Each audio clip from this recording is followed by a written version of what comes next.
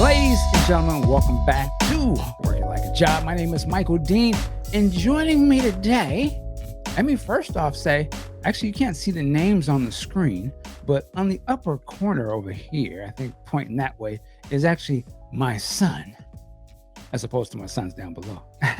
Oh, actually. okay. Shots fired. That's what we doing. Okay. Well, I need 18 years of child support, homie. Well, Yeah. what happened was, well, no, actually, my son Lucas Dean, sir, how are you? I'm doing good, man. Oh man, I'm a man. Hey, man, you invited it. Just like I said like, to my son, you're going to play in a big man's game. Let's Lord, we're gonna rethink this episode.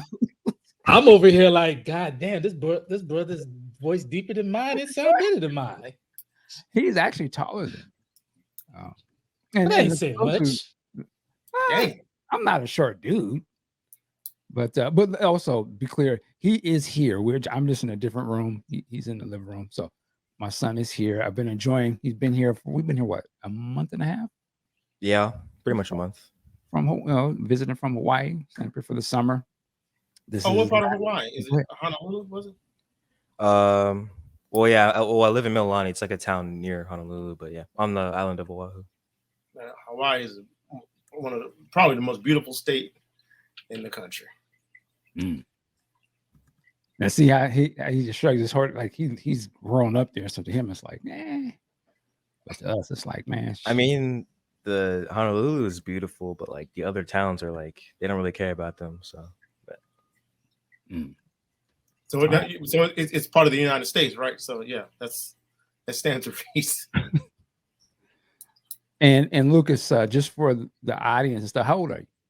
15. 15. What grade you going into? 11th grade. 11th grade. And what are some of the things you're into? Like So you one of them overachieving Negroes because you about a year or two ahead. Damn, we're gonna call my man's son a Negro. That's okay. That's okay. I don't care, man. You did before. I call Mike a Negro. Oh, okay. Oh, that's different. Yeah, because he grown. Well, Lucas is grown too. But I'm so impressed as he's coding and doing programs and all this kind of stuff. I'm like, I wish, but tell people some of the stuff you into, man. Just computer science mostly. I'm thinking about becoming or going to data science. I'm not really sure yet, but yeah, just computer science technology, pretty much it.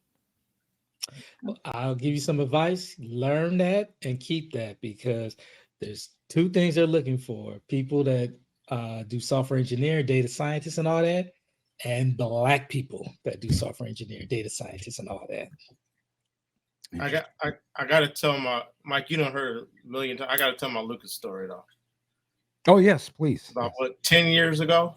How old is 15? I'm like 12 years ago. Going home to Indiana, and going to the local mall, where they had photos up around the food court, and I saw a picture of this. Couldn't have been more than a 1 year old. This infant looking like this in the photo. And I was like, that's my man's son. What they yanking my man for his photos? It was a photo of Lucas as an infant that I guess you had licensed to a photography studio or something. Yeah. How was that? Your grandfather worked at Getty Imaging. Yeah. I still trip off that today, looking at him now. Yeah, as I'm getting old. As we all are. Also in the building, as you heard him speaking, Mr. Q Storm, sir. How are you? It was a rough 2 weeks. I'm sorry, 2 days. Last 2 days. I had a great beginning to the week. Had a successful regional meeting that I had planned and everything. And the last 2 days, it all came crumbling down. It's been an emotional roller coaster. I would just say, if you have elderly parents, I feel you. I got you. Well, you look, you're feeling better. You don't have the eye patch and you're back to. Oh no. I mean, I can see fine now for the most part. But before I wouldn't be able to see any of your faces, but I can see you fine now. Still, I got a little bit of astigmatism, but yeah, vision is like 99% now. All right. I was gonna say they cloned Q Storm. All right. Last but certainly not least, Mr. Amp Pooh. Sir, how are you? I'm doing great, having a great week, and going to get into a couple of great things this weekend. My second movie in the park and the Bubble Museum, and it's amazing. I got all these, as my cousin used to say, tribe of women. But when you need those tribe of women to take your daughter to the Barbie movie, because you be damned if you sit through that BS, all of a sudden none of them got the time to do it. So you gonna see Barbie? I gotta go see Barbie. Movie is Now, trash. is that for kids? That's what I haven't heard yet. Is it for kids or for older people? I don't know. All I know is they did a job on my daughter who wants to go see it, and I haven't been told anything objectionable to it. So, Well, let I'm me going to the know. Barbie. Let me know how it is, because I'm not. Yeah, I can't take Gracie to that until I know what's popping. I know how these movies be. They be on some other stuff, man. Are we gonna be on code, or are we actually gonna go see a Barbie movie? I'm just asking. Starting asking. early. What is uncode about? What is uncode about it? You have to ask. Lord. I mean, I also don't wear. Well, I also what don't, movie should he be seeing? I also don't wear green on St. Patrick's Day, but yeah, you know. So you're still not going to tell What? us what's uncode about it? I'm good. Go ahead. We good. Enjoy the movie. You brought it up. I was trying to figure out what's the alternative. Well, you know. No, go ahead. See, don't get me to talk. Go ahead. No, go ahead. We want to hear. I'm very curious to know what is uncode about it. Well, you know, I might be a little hypocritical because I like Friends, I like Frasier, I like Seinfeld. So go enjoy the movie. Oh, okay. Interesting. Well, there are two big movies that came out this weekend, right? As you said, Barbie, Oppenheimer, the Christopher Nolan epic. It sounds like a 3-hour movie, which I don't think any of us have seen yet. I do want to see it. I mean, can we say this? Nolan, and actually, if you want to pull that picture up, Nolan is considered the if not one of the top directors of this generation. Is that a fair thing to say? Yeah. You look at quality and box office success. Yes. What do you say, Q? Yeah, I'd say he's a name. He's a known. What's the word I'm looking for? Starts with a B. Brand in cinema. One of a few. Who would be some of the others that normal people, and I remember because this was a conversation you were having or debate in the Discord queue where you didn't think the general populace may have known who Nolan is that enough to get people to want to go to the movies? But who other directors in today's generation are known? What other? I mean, of course, I'm gonna say Zach, but Coogler, Ryan Coogler, and Jordan Peele, of course. Interesting. Yeah, you're right. Michael Bay. Mm.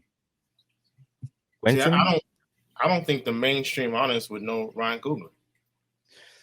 See, but remember how big that movie? What's the first movie? Black Panther? Well, Fruitvale? no, Ryan Coogler. I'm getting them mixed up. You talking about Jordan Peele? Jordan Peele, excuse me. Yeah. Actually, I might kind of agree with you. I think if you said anyone who directed Get Out, I think maybe a lot of black people would know, but we're not talking about one segment of society. We're talking about mainstream society. They're not gonna know. They're not gonna know Jordan Peele. I think if you said who directed, no, we had to stop right there because Jordan Peele has a 10+ year run on the Key and Peele show Yeah. before he went into his directing. So he has a known brand. If you said, Plus, he did the Twilight Zone. I'm saying, I don't think the average person will put two and two together and say, yes, who directed Us and Get Out? They're not going to know Jordan Peele. But if you said, who was in Key and Peele? They might know him if you reference it that context that way, but they're not going to know him if you say, who directed Us? And I don't think people would, I would be willing to bet, I don't think people would know. You said, who directed The Dark Knight? I don't think the average person would say Christopher Nolan. They would say, I don't know. It was a dope movie. Wasn't that a big movie? It was, yeah. Now, if you said E.T., I think most people would know Steven Spielberg. But that's because Steven Spielberg has 30 years of brand recognition. Yeah. Well, we can put all the conditions out there. I'm just saying. Well, I'm just saying. It's a fact. You can't compare. I'm not saying it's not a fact, but it's a fact that I don't think people would know who Christopher Nolan is if you said who directed Inception, Dark Knight. They wouldn't say Christopher Nolan. I got a friend who loves movies like I do. Every time I talk to him, hey, I love that director. Who was the director? I don't know who you're talking about. How old is he? He's about my age. Okay. I think with Get Out, Jordan Peele, I mean, to me, I felt like that was part of the marketing of that movie. And every one of his movies, he is almost the lead name in terms of how they're marketed. Like, this is a Jordan Peele movie, so it's going to be awesome. The same way now that I'm thinking about it, M. Night Shyamalan, if we consider him of this generation, for better or worse. Yeah. The general public knows, I'm about to go watch one of his movies. It's going to be on some, it might be on some bush, but they know who he is. And that was after the first film, he became a known brand. Yeah, I would agree. Yeah.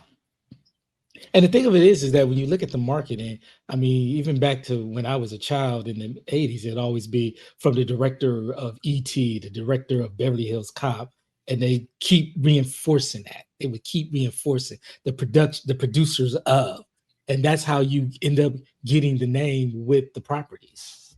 Well, I'm gonna say this: you can not believe it if you like, but in all the advertising I've ever experienced with, including the classes I took in school, it's my understanding you need at least 6 to 10 touch points before people will connect a brand with an item or whatever. So that means they need to see it multiple times before they begin to associate with it. I want to stand by what I say. I don't think people know the name Jordan Peele or Christopher Nolan as much as they know their films. But I'm still saying, if you would ask someone who directed this movie, they're going to say, I don't know. I don't remember. I think I know, or names on the tip of my tongue. But I think what's his name? Zack Snyder, Steven Spielberg. I had a couple others. Michael Bay, maybe M. Night Shyamalan, Spike Lee. I'm talking about this generation, not those are. I would consider Spielberg and Spike. That's from previous. Yeah, people don't really know Spike from my generation at all. Speak on that. Or just, I don't have I could probably ask my friend who Spike Lee is, and he doesn't even know who that is at all. No recollection. See, I find that interesting. Like you've seen, I think I've showed you. Well, I know we watched Do the Right Thing, Lucas, but that might be the only. Well, I don't know if you watched Malcolm X all the way. Clips of it. I mean, I don't find it that hard to believe because if you look at the last 15 to 20 years, what has Spike put out? You got Black Klansman. These films are classic films. Okay, but we're speaking to his generation. Classic. So if you look at classic films, means it speaks to multiple generations.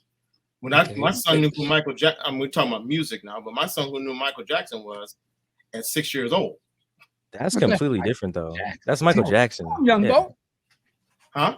That's Michael Jackson, though. That's completely different. I'd say there are I would say Steven Spielberg and Spike Lee would be the Michael Jacksons of the movie industry. No, I would think Nah. everybody would. No, no. no. No one's Michael Jackson is the Michael Jackson of let's You not didn't do hear- that. Yeah, it's Okay. different. Yeah. I disagree. I mean, I'd say Spielberg gets close, but Spike, love the man. He's not in that realm. This is a guy who Hey. did Do the Right Thing. People still talk about that movie today. Clearly Well, not, because he says he doesn't. yeah. His people That's don't on know. Mike. That's on Mike. What? Yeah, okay. you're falling Wow, off. Mike. man. You're falling off. Hey. This is a But I mean, but as I was saying, the thing Ah, you have to take a look at with this generation. He's 15, so what? I don't know if that's Gen Z or millennial. You have to ask yourself, what has Spike Lee put out in the last 15 years that his generation has seen and been like, oh yeah. Where I'm sure, I mean, I'm about to say Spielberg, but I'm like, dang, I can't even think of a Spielberg film in the last 15 years that I could hang my hat on. And that is that difference, out of sight, out of mind. I mean, you got Black Klansman, and I know Mike is on code and whatnot, but is that a film you'd sit down and watch with your son at the time? I think that came out 4 years ago. He was 11. Is that a film you would show your son at that time? probably not. But Black Klansman is not I wouldn't call that a classic movie. No. My point being is, what films has Spike Lee put out in the last 15 years for the generation that Lucas is in to have watched and known and revere? I And would say- Spike I doesn't would have say- that. I would say none. But that's So- not my point. My point is But that's the point I'm making. That's the point I'm making as far as why his generation isn't familiar with Spike Lee. okay. Well, he is familiar with, and this may be with Q. He is familiar with a Spike Lee classic, though. Whether Which or not one? the movie Do the Right Thing, like we watched that. I consider that a classic movie. Obviously, it didn't come out during his time, but let's do this because I want to continue on what you're bringing up here and what we're kind of talking about, but also want to tie into this picture as well. So Nolan has kind of put out there this week, because he's out there promoting his movie, which he's a director. He can, obviously the actors can't. And somebody asked him about James Bond. And he says, the influence of those movies in my filmography is embarrassingly apparent. It would be an amazing privilege to do one. He says, at the same time, when you take on a character like that, you're working with a particular set of constraints. One I was going to ask, and I was just thinking, man, a Nolan James Bond movie could be what the franchise, could need. Like that could be something that no one saw that coming. And obviously, what a Nolan movie kind of would be, but for him to do a James Bond, could it be the same way like he did a Batman movie early on and it sort of changed or very much influenced superhero movies for a while? Could you see a Nolan James Bond movie and what that would be like? Would it be Tenet? I was just about to say, I don't know if I want him on that because I'm thinking about more of his recent films like Interstellar, Dunkirk, Oppenheimer. But then I forgot. I was like, oh yeah, he did Dark Knight and Inception. And so I'm like, yes, he absolutely can blend great storytelling, great visuals with action. So I'm like, yeah, I guess I'm on my Monique. I'd like to see that. Hilarious. Q, would you be day one and you by day one the Nolan produced Idris Elba James Bond movie? No, not that one. But Wow. And why is that? Because it's Nolan or the black man's involved? well, let's start off with Nolan. Well, James Bond has been around. If you ask me why wouldn't I go see it for day $1? James Bond's been around. It's not a movie. I might see it day 2. I would definitely see it day 2, day 3. But I think he could possibly do a good James Bond movie. But I think Nolan tends to be a little bit more cerebral than what James Bond calls for. Maybe not much, but it would be. I would like to see. I'll tell you what. I would rather see him do a Mission Impossible film, which is kind of similar to James Bond, but a little bit more gritty. I feel like his Inception, Tenet, not so much Memento. Those two off the top of my head strike me as have the closest DNA to James Bond.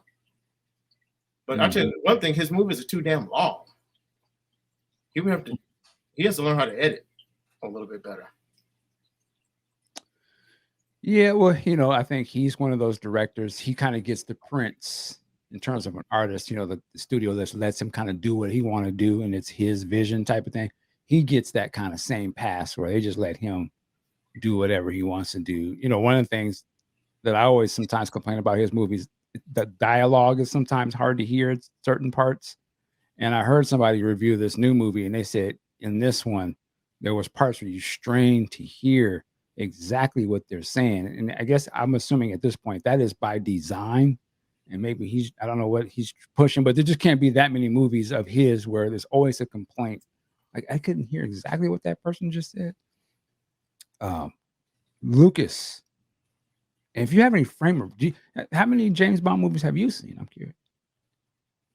Well, I've seen all the modern ones, I think. I think I've only seen one of the original James Bond, but that's pretty much it for the most part. Could you see Nolan doing a James Bond movie? Yeah, but it'd probably just be like, psychological thriller type thing, action, I guess. But that would be cool to see. All right. And then cycling back to this discussion of classics. So I'm curious. We got us old heads on the screen. We always be talking. And I think I could probably guess at what would be sort of the top 10 classic movies that we would all somehow agree upon. But I couldn't do that with Lucas. So I'm curious. So we're going to go around and just movies that you like. And I'll admittedly, I'm putting Q and Ant, on the spot with this, and have a lot of time to go in their mind what they're going to be. So that's why I just want top of mind movies. Those are the real ones, like what the ones you'd be thinking about. So with that said, though, I'm gonna still give them some more time.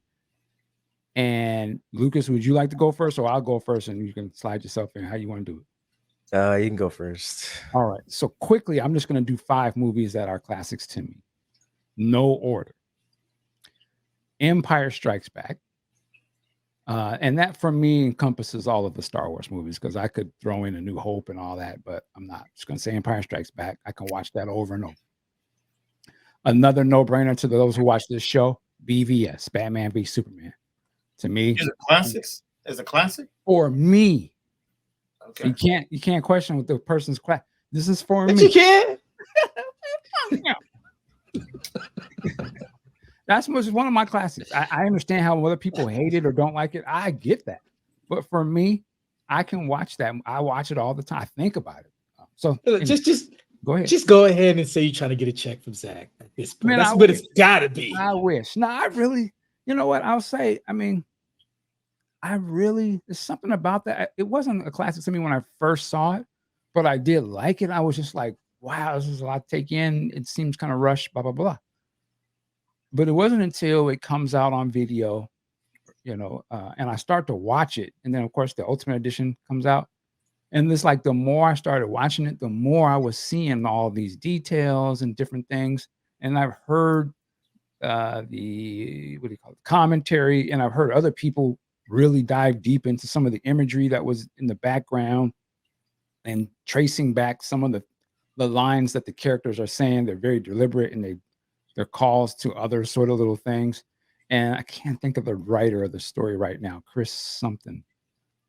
He's wrote in a lot of big movies. Which movie is it again? Batman v Superman. It's Chris something, the writer of the movie. I can't think of his name, but I think he's a brilliant writer because he's doing a lot. But anyway, and just to me, visually, I like the casting. So to me, it's just one of my favorites. It is what it is. The Matrix is another one of, it's a classic movie to me.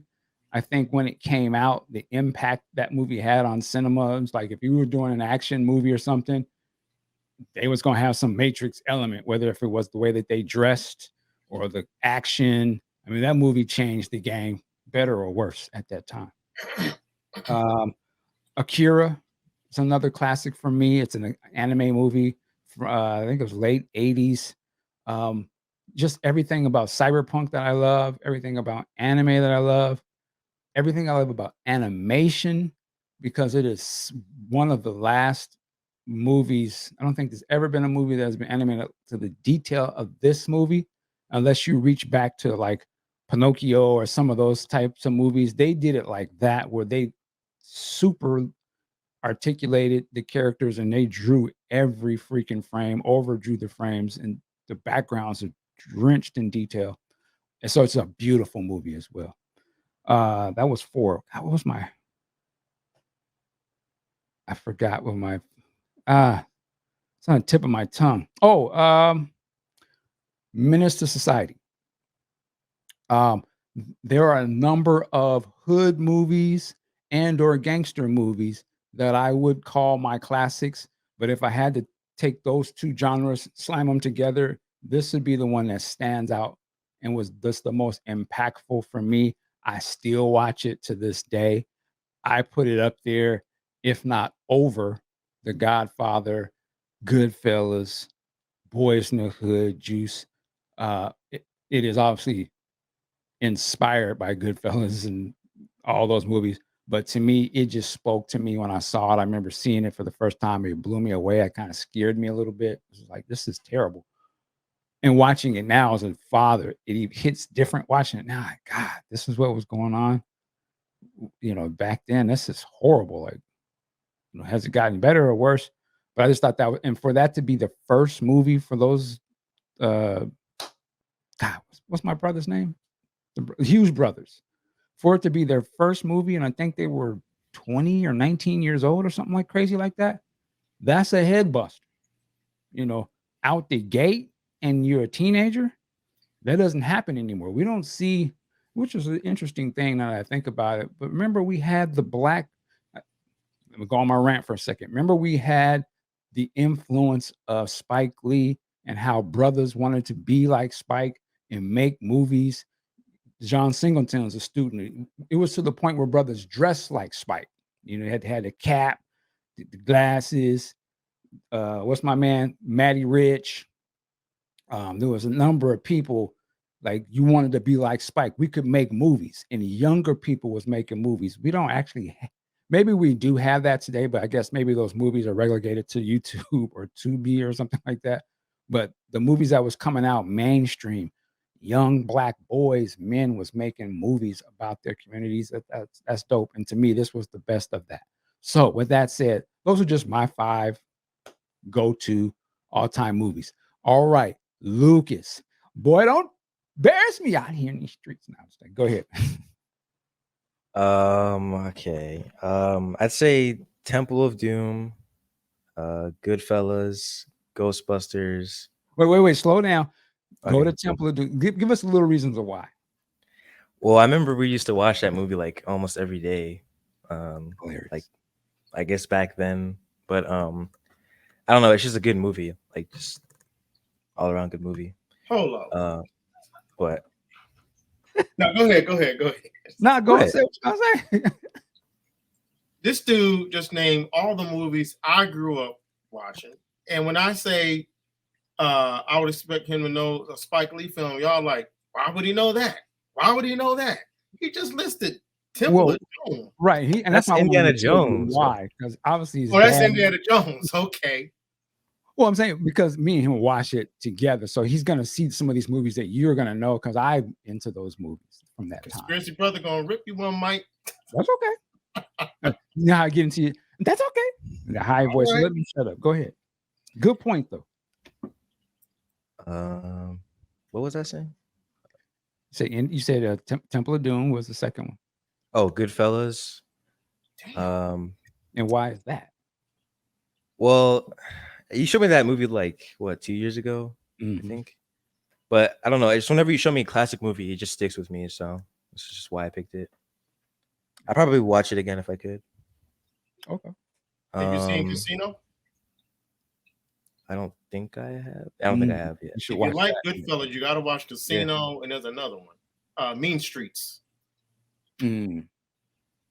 Casino for sure. You might watch that tonight, possibly. Yeah. I don't know if he should be. Well, he's 15. I don't know. He's Mike. 15. You Oh, tripping. we good. I wouldn't. It's the difference between letting them just watch it by themselves with no explanation, or you know what I mean, or you, their dad, or something. You sitting there, we watching it together. You can talk about it. He wouldn't throw them. Now, let me stop. I'm about to say something crazy.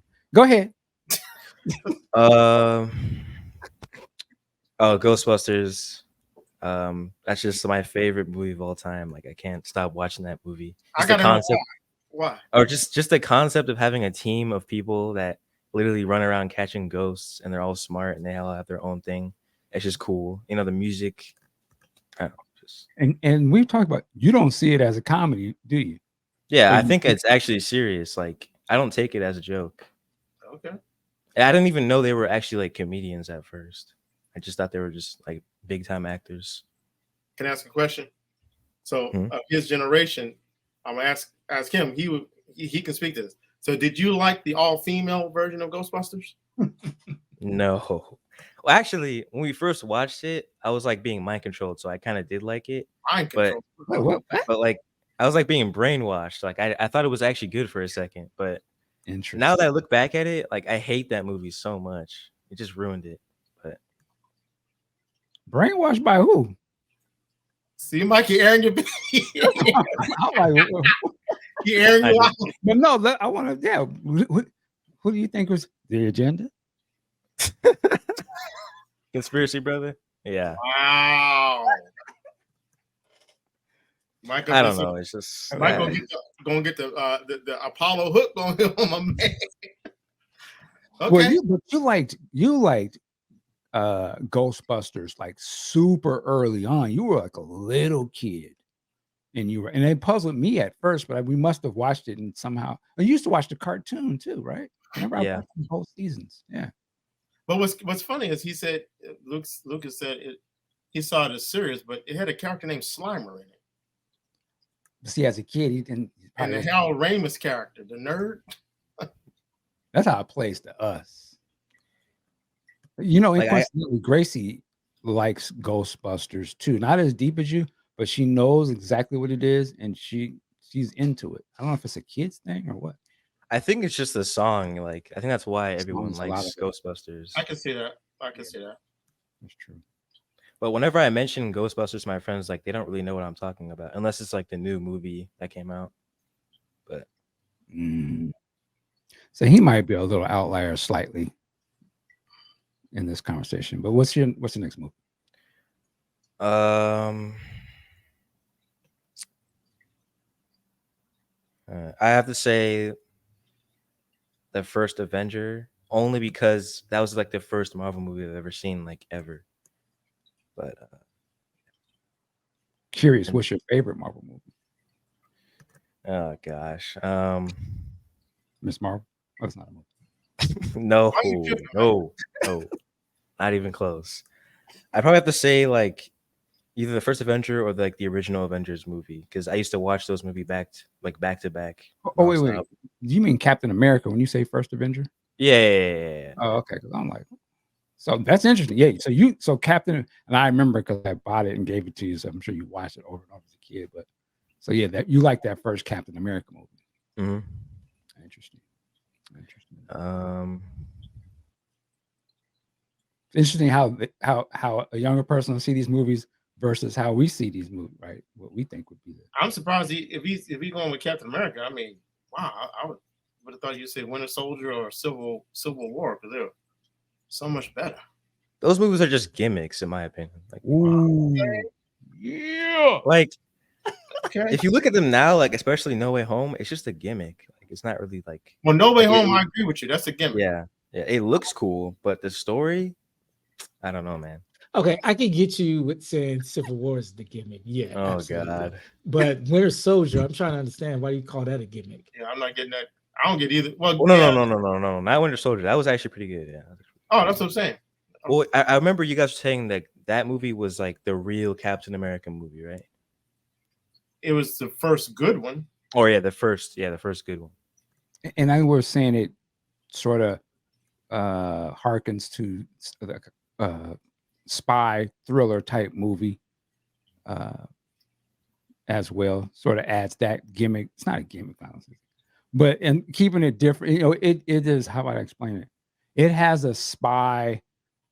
What's the movie that Robert Redford was in? It was 3 Days of the Condor or something like It that. kind of has a little bit of that to it, which I think only that only matters if you have a frame of reference to Robert Redford and what that means. But I do think it does. It's not your average. At least at the time it came out, it was not the average superhero movie. That was a step up, and I think that kind of added to the step up. I think what the Russos brought to it.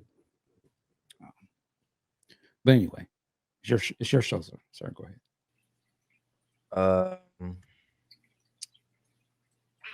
I don't really know. I guess the Amazing Spider-Man 1, only because that was like, that's the same. It's the same thing with the first Avenger. That's like the only Marvel movie I had, so it's the only thing I can watch.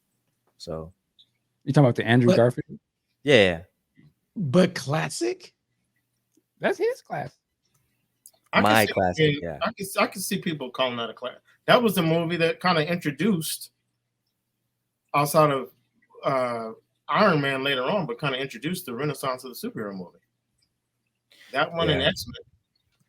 But Amazing Spider-Man introduced the Renaissance of Superman? It was one of the that came out in 2002, and I recall. No, it came out in What? 2012. Andrew Talk Garfield about- movie. Oh, I thought you were talking about the Tobey Maguire one. No. Well, you said all right. Yeah, okay. I'll take that back. actually, you know what? Tobey Maguire is more of a classic. What am I talking about? Yeah, that movie's much better. Interesting. All right. Was that 5 or was that 4? That was 5. That's 5. All right. So you said Ghostbusters, Indiana Jones, Temple of Doom, Goodfellas. Mhm. Shit. Well, last one you just said.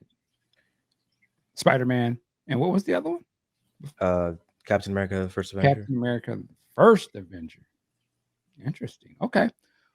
Q. So the first 4 I have are in my top 10 list, and I think they all are classics. Maybe one of them's not. Number 5, I'm not sure about, but I'm gonna say Goodfellas. That's a classic. Just from that one scene with your boy, am I a clown to amuse you? Godfather. I mean, every scene in that film is good. So many quotable lines. Wall Street, which I am going to say that is a class. That's probably my favorite film of all time. People still say Greed is good, and Gordon Gekko. Let me ask Lucas: if I say the name Gordon Gekko, does that mean anything to you? No, I don't know what you're talking about. Okay, I gave it a shot. Wall Street, and I was going to say Empire Strikes Back, but I was thinking Star Wars is probably the more classic because it's the one that ushered in the new era of filmmaking. But it's about Period. what's classic to you, though, not Right, well, I understand that. Okay. But I would say for me, Empire Strikes Back is a classic because it kind of made Star Wars more mature, and it's the best of the whole series. My 5th one, I gotta stay on. I want to say like Raiders of the Lost Ark, but I gotta stay on. I gotta get on code with one of these movies. So it's kind of, I'm like, is it Menace to Society or is it Boys in the Hood? I think Boys in the Hood I like more than Menace to Society, but I think Menace to Society is a better film. Or is it Do the Right Thing? So it's gonna be one, or is it Malcolm? I'm not gonna say Malcolm X because I think if I gotta go with Malcolm X to Do the Right Thing, people still, when I think of Rosie Perez, I still think of her in that movie. That movie. Can I ask you a question? What's that? Of those 3, though, or 4, which one is your go-to watch, though? What are you gonna watch first? That's Of the 3 black films, well, yeah. Menace. Okay, I said Menace, Boys in the Hood. I said Do the Right Thing. And you also said Malcolm X too. Okay, so I love Malcolm X, but I want to go with what's a classic film. I don't think that's a classic film, even whether it's for me or not. I think it's a great film that everyone should watch. I don't know if it's a classic film. Of the 3, I think Do the Right Thing is the most classic. That's the one you would watch first. But I'm trying to think about it. I'm like, damn. I want an answer. I'm probably gonna go with I done seen Boys in the Hood so many times. I'll probably go with Minister Society. Okay. Because Minister Society, when I first saw that movie, I couldn't stand it because I didn't get it. And then someone explained what the real story was about, and I got it. I first saw it. I thought the story was about, are they going to find this videotape and is my man Kane going to go down? And I was like, when are we going to hear about the videotape? They ain't talking about the videotape. Then my friend explained it to me. That's not what the movie's about. The movie is about these young brothers who have everywhere they turn, they have nothing but negativity. That's what the movie's about. And when I watched it again, I was like, this is a classic. All right. Well, we are joined by Big Sexy. Sir, how are you? He's got his belt or something. That is a model of the world-class heavyweight wrestling title. What's going on, gentlemen? Man, we're happy to have you here. As you can see, my son Lucas is. What's going on, Lucas? Hey, man. Hey, So we're all here. Wait. Lucas, say something. yo, Deep voice and all that now? Okay, young man. I see how it is. Welcome, man. I'm glad to meet you finally. Say something, boy. I raised you better than that. It's nice to meet you too, sir. What are we talking about today? Man, we're talking about some movies. So we're actually in the midst of, we're kind of having a discussion of what are classic movies, maybe what makes a classic movie. So we're all giving just 5 go-to movies that we all love and that we would play. Not necessarily what are considered the critical thing, but what are your sort of picks. So I'm going to give you some time. We're going to go to Aunt Pooh. Aunt Pooh's going to share his 5. Sir. Cool. Okay. For me, I got to keep it black and I got to keep it West Coast. So my first one is Friday. And for me, it's a classic comedy. And it came out in a time when hood movies, as we were seeing them, were Spike Lee's that had to have this message and show the hardship. Boys in the Hood, Menace to Society. Here was a hood movie that showed it like it was, but it ain't all bad in the hood. And for me and my people, people that I grew up with, they related more to Friday than Boys in the Hood and Menace to Society, because that's that's kind of like how our days go. I literally had a Debo. I had a Debo who would just come by and just fuck with us. We were like 4 or 5 years younger than him. He would just come around and just whoop on our asses, pause. And we just couldn't do shit about it. We had a Debo. So yeah, Friday is classic, and I feel like it changed the game in the point of we can do these black movies, because in the 70s you had the black exploitations, and then you had Bill Cosby, Sidney Poitier doing Uptown Saturday Night, where they had that somewhat comedy. Then we got over to movies with a message in the hood, and I was like, there's a message in there, but we gonna make your ass laugh. So that's a classic to me. Of course, Star Wars, because it changed the game, and anytime that it's on, I gotta watch it. Another one that I feel absolutely changed the game is a classic. It started his career, 48 Hours. I cannot tell you if they really did that buddy cop scenario before it, but it became the template moving forward. The grizzled veteran with the wisecracking youngster. Sometimes they change it up with black and white, or it'd be 2 white cops. 48 Hours, absolutely classic. And Eddie Murphy to be 21 at that age to deliver the performance that he did, amazing. That's a 21? master class. Like that? Yeah. Oh, Yeah. wow. Yeah. It's just amazing.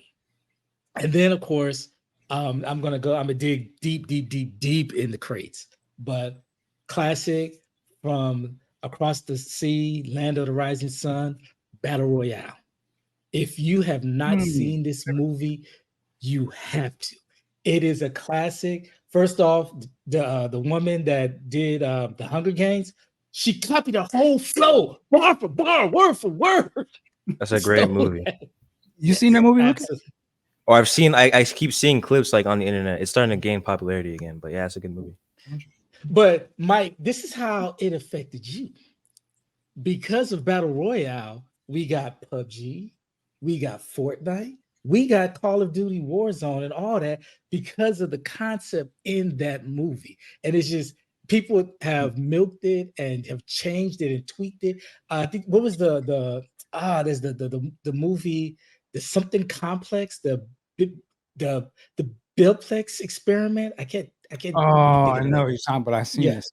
but stole it from that as well. Yeah, yeah. Classic movie. So that's 3. Shawshank Redemption. In my opinion, Fight Me on It, Stephen King's best adapted film ever. And when I first heard about it, I was just told a long time ago, long time ago, a woman I was dating. She's like, "Yeah, we're gonna watch this. You're gonna love this." Blah blah blah blah blah. And I'm like, "Shawshank Redemption? What's that?" Because all I remembered was just seeing Tim Robbins in the middle, in the dark, standing up with his arms up with the rain coming down. And I'm like, I don't want to see that damn movie. Worst decision of my life. Because when I did see it, amazing acting, amazing story. If it didn't want to make, if prior to that, I wanted to never go to jail. I never want to do anything to go to jail. After that movie, hell no. I'm never going to jail.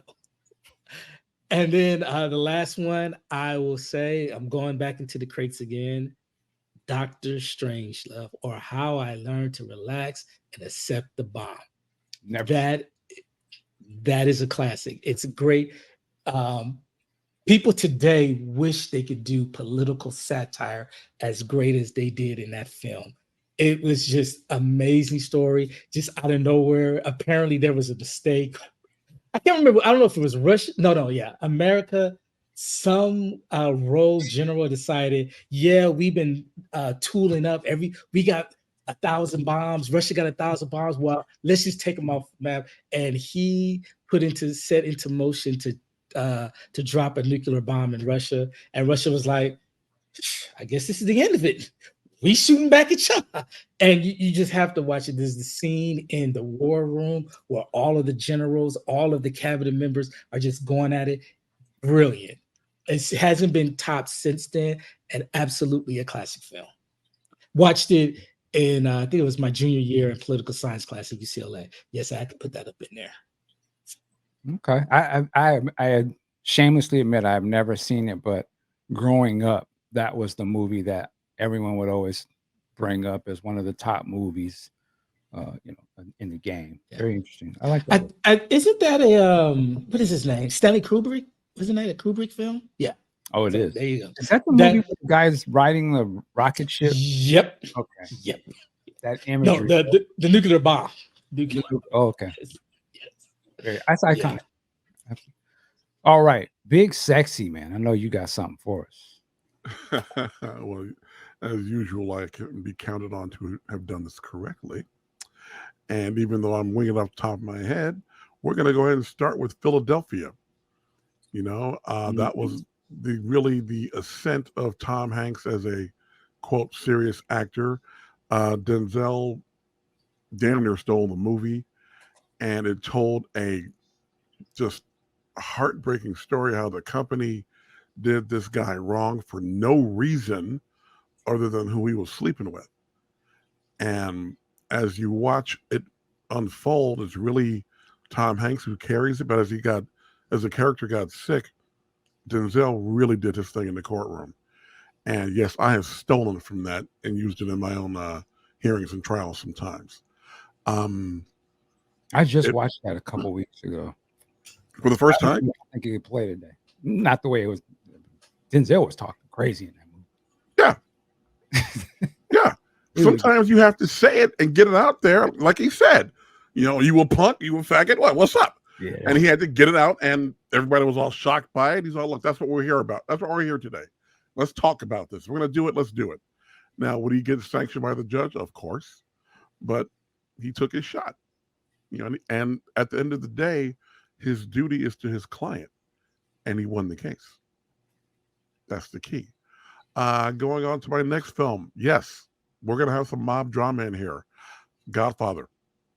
Especially because after seeing the, what was it called? The miniseries on it that they just did. Oh, is that the one with Miles Teller? Yes. That was excellent. Yes.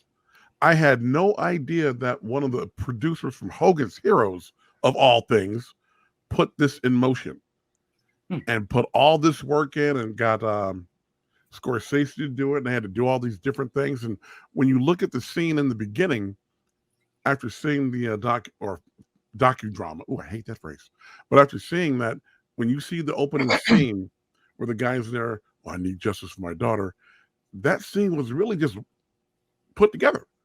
I'm like, just the talent was just leaping off the screen there, and it is a masterclass in filmmaking.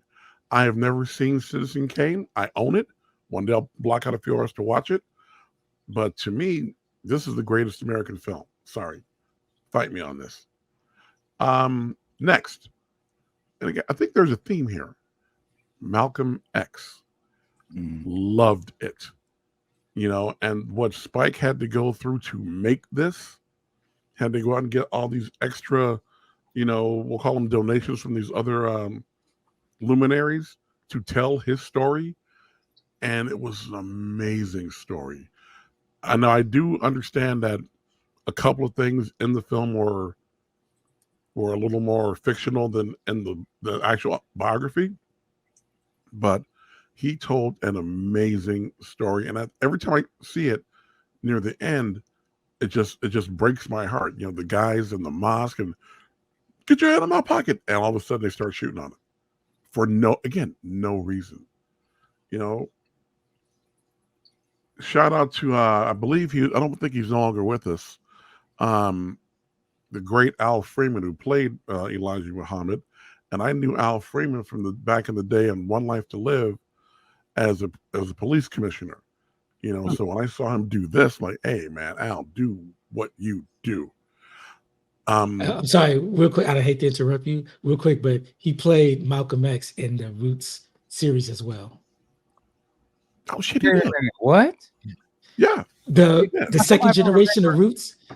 He played Malcolm X. I need to watch this because I don't remember that at all. Yeah. There was when they got to the point where Alex Haley started getting his writing career, they brought Al Freeman in as Malcolm X, and he was talking with him about getting the book made. Yeah. Interesting. Okay. Oh yeah. And I've been critical of Spike Lee on several of his films. I love most of them, but when he came out from jump and said, "Look, I need to do this movie," I forget who the other director was, who they had tapped for it, but Spike went to him directly, and the guy was like, "Cool, I'll step aside." And Spike put his money where his mouth was, and he came through. And just recently picked it up in 4K too. It was a masterclass. How does it look? Oh, it looks fantastic. It looks fantastic. My next film, we're going to go a little off the rails here. Blazing Saddles. Talk about a movie that cannot be made today. It will be that.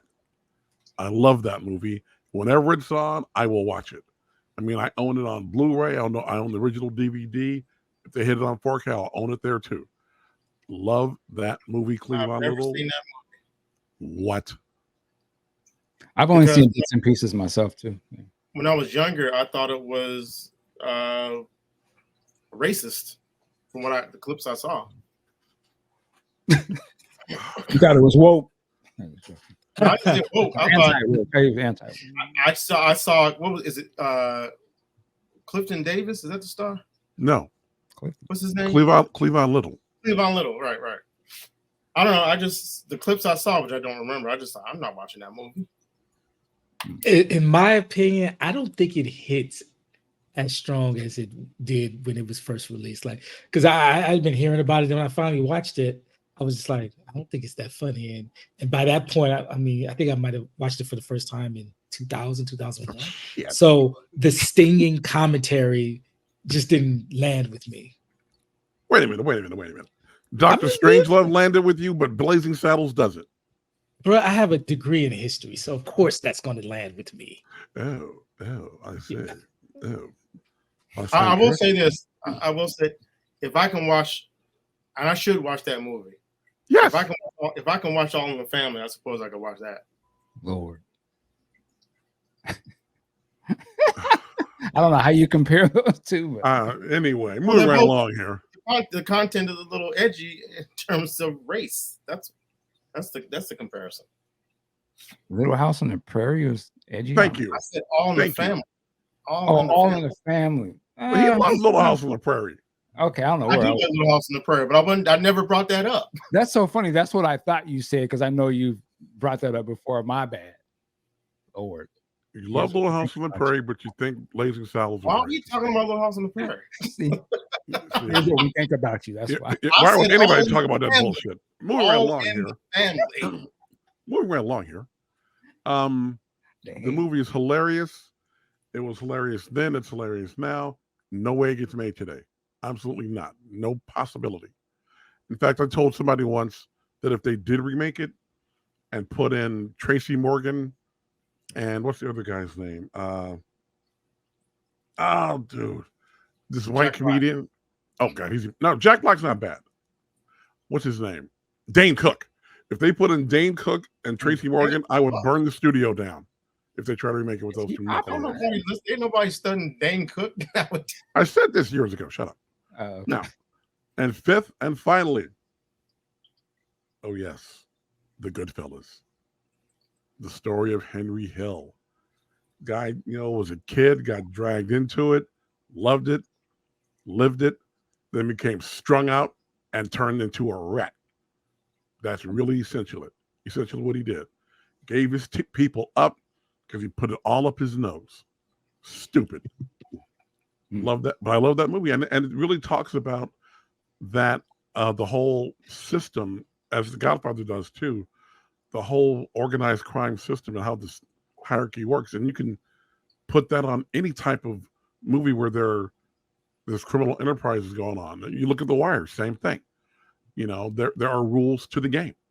You just can't go out there and cowboy it. Someone will come see you. And if you don't want to stand in line or fall in line, you'll fall down. That's simple. Another master film. Loved it. Lucas Hey, actually Mark. that film as well as one of his picks. See, Lucas is clearly a man of breeding, education, and culture. That's why. Hey, Mark, do you know has Goodfellas been ruined for you because of its tying with another film, What other film? My Blue Heaven? No, my Blue Heaven was crap, and no, it does not tie it into me at all. Okay, because the main character is Yeah. the same character from Yeah. Goodfellas. Yeah. What is My Blue Heaven? I don't know. Crap. My Blue Heaven is a comedy with Steve Martin and Rick Moranis, where Steve Martin comes to the small town and witness protection, and his character is the same name and is quote based on the character that Ray Liotta played in Goodfellas. Because at the end he goes into witness protection, Right. and Is this he a movie, rat? this movie, the same character. Oh, okay. I didn't know Kid you not? Yeah. Well, I'll give it up. Henry Hill got paid twice. I'll give that to him. This is funny. I didn't know anything about Henry Hill before this movie. So being that this movie is based on a real person, I was trying to think what would be a movie of today that they could make of some character like this that could be a classic movie. And just because of what's going on in the news this last week, what if it was the Keefe D? Who? So that's what I'm saying. So the same way you wouldn't know. Keefe, you heard that the Tupac, they just raided somebody's house this week in regards to the murder. Well, Keefe D, he was, now they may say he might have been the one who actually was pulling the trigger in the shooting. He was in the car, in the other car that shot Tupac. The rumor was always that it was his nephew, Orlando Anderson, that did the shooting. But the way they're saying it now is Orlando Anderson had a dislocated shoulder from that beating in Vegas. So there'd be no way he could have had his arm hanging out that window shooting. And so they're saying it probably was Keefe. Now, why it's in the news, because Keefe D over the last 10 years has been writing books and doing documentaries on BET. And now he's been all Vlad all last couple months, literally just spilling it all out like a dumbass. And there's no statute of limitations on murder, I would assume. So that's why they raided his house last week. Is that his claim to fame? Being Pretty involved much. in that whole And thing? he was a hardcore. He was a real baller back in that day. He was moving dope, and of course he's tied in with the Crips. I don't know the specific set, but Southside Crips, I think. So he was a shot caller at the time. And so I'm saying I could see a movie because he was really all of that, and then tied him to one of the most iconic rappers of all time. I could see how a movie could be made of that. So again, I don't want to be wrong here, but I do have to ask. So this guy and the other guy, Orlando Anderson, is that his name? Mm-hmm. Is that the guy who got beat up in the club in the Vegas hotel? He was his nephew. Yep. So all this was about him getting beat up in the hotel, and they went and got guns and retaliated. Essentially, yeah. I mean, but these guys are hardcore gangsters, so you're not going to slap a shooter and don't think he's not going to do something about it. But go ahead. So what does Mike like to say? They beat up the wrong one. Pretty much. Pretty much. And the money get low. Hilarious. All right, if they got resolution on that, complete resolution, and addressed it, I can see that being made. Yeah, if they get some of the musical clearances, yeah, I can see that being made. Yeah, I mean they've already made BET made a whole. There's actually that movie. It was a TV series that was on. Was it FX? It was the Biggie Tupac mini. It was a It was on USA. Something about the It's deaths of USA. Biggie and Tupac. Keefe D was one of the characters in that. Okay. Wow. Yeah. They raided it when the guy's house gets raided, and he was snitching to the police officer. That was Keefe D's character.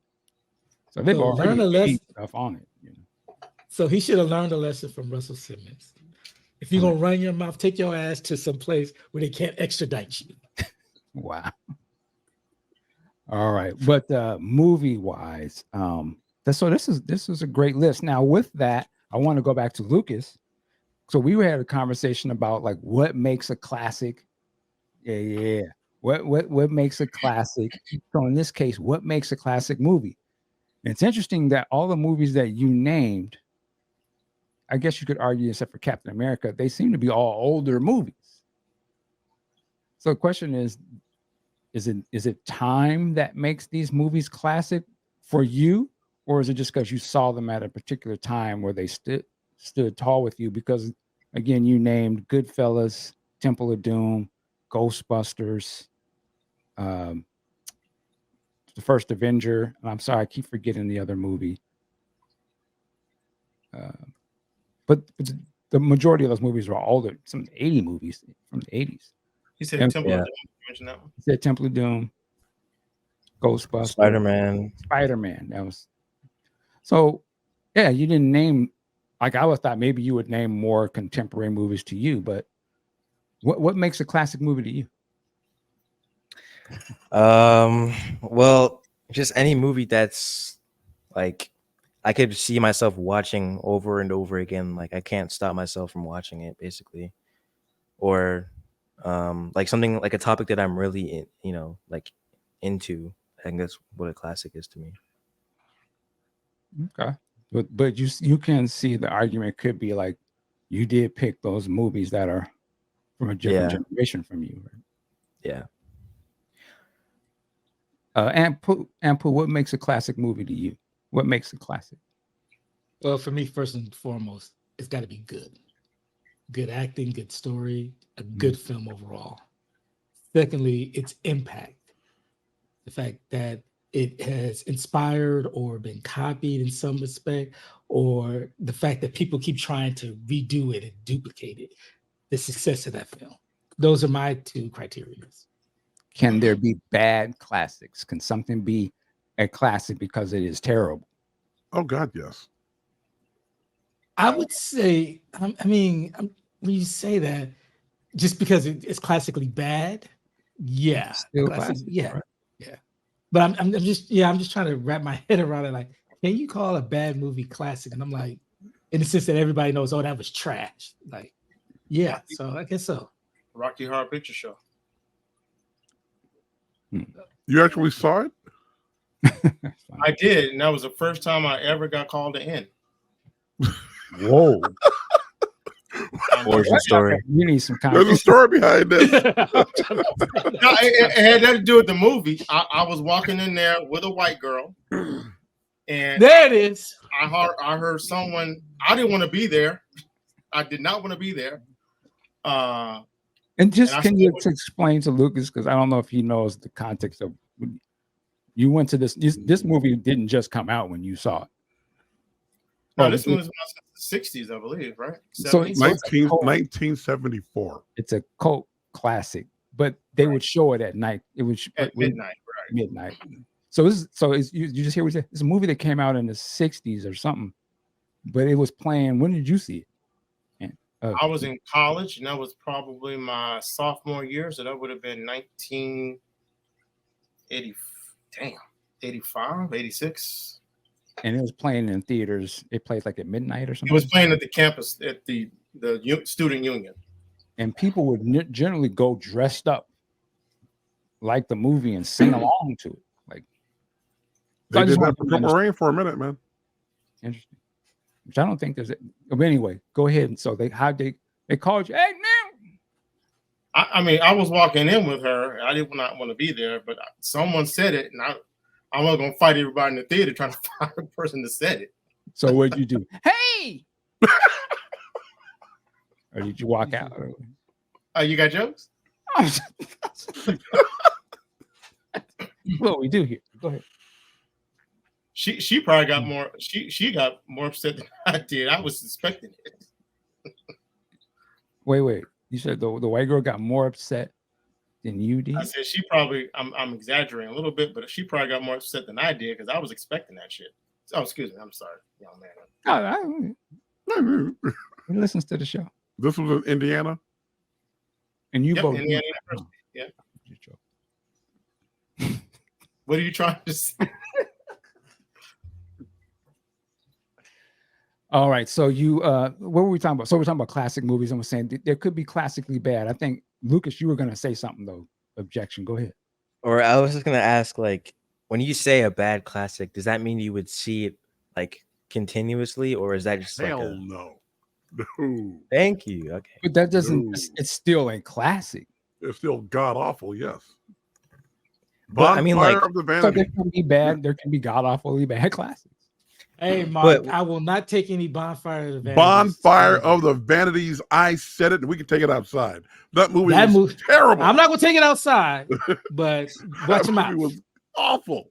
That was All pretty the bad. star power in that movie, please. That movie was terrible.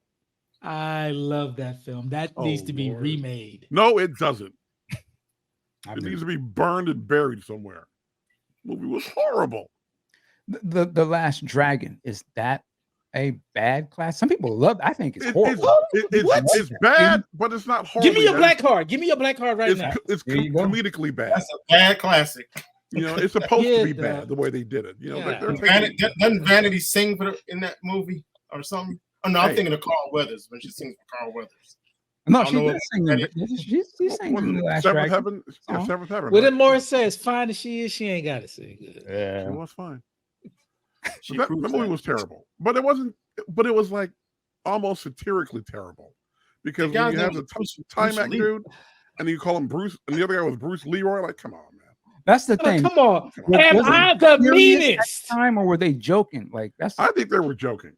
They had to be. Bro, That's how I Come took it. on, when Show Enough come in, am I the meanest? Show Enough. Classic. Ugh. Classic. Oh, here's one for you guys. And then when he says, "But why don't you come down and make me sit down?" Oh, what the fuck, y'all? Ah, man. Hey, can I throw out another Catch classic? his bullets with his teeth. Nigga, ahead. please. Movie was bullshit. Come on. I don't know if this was a bad classic. I remember enjoying it, but Crush Groove. oh, I loved it at the time. The Fat Yeah, Boy that's stole bad. the movie. That's a bad classic. That's a bad. That was when I first heard of this cat called LL Cool J, and Mhm. we was Classic. all in the theater bobbing the head. doing that Yes. scene. Cheering, man. Now, here's a new bad classic, Soul Plane. Ooh, God, that's not even a No. Come on. No, I've never seen Like the you, whole you thing. said No. bad classic. Yeah, that's a new No. bad classic. So So that's No. just bad. it was just bad. I can see what you're saying. Yeah. I like that movie for one reason: Sofia Vergara. That's it. I didn't know she was in it. That's They her lost me first. after- It was her first not starring, but first role. They lost me after 4 or 5 minutes. I'm like, this is some bullshit. I It's was supposed out. to be like the black airplane, essentially. Oh, Is that what they were It doing? wasn't close to being Yeah. as clever as that, but yeah. okay. We're gonna talk bad films. Then we have to start with Hudson Hawk. Now that was god awful. That's Bruce Willis. Yes, Bruce Willis and Danny Aiello, and it was terrible. Mm. Terrible. I'll tell you another movie that's a classic that I think is bad. I just think it's bad. Fifth Element. Oh my god. Hey, Oh god, that is bad.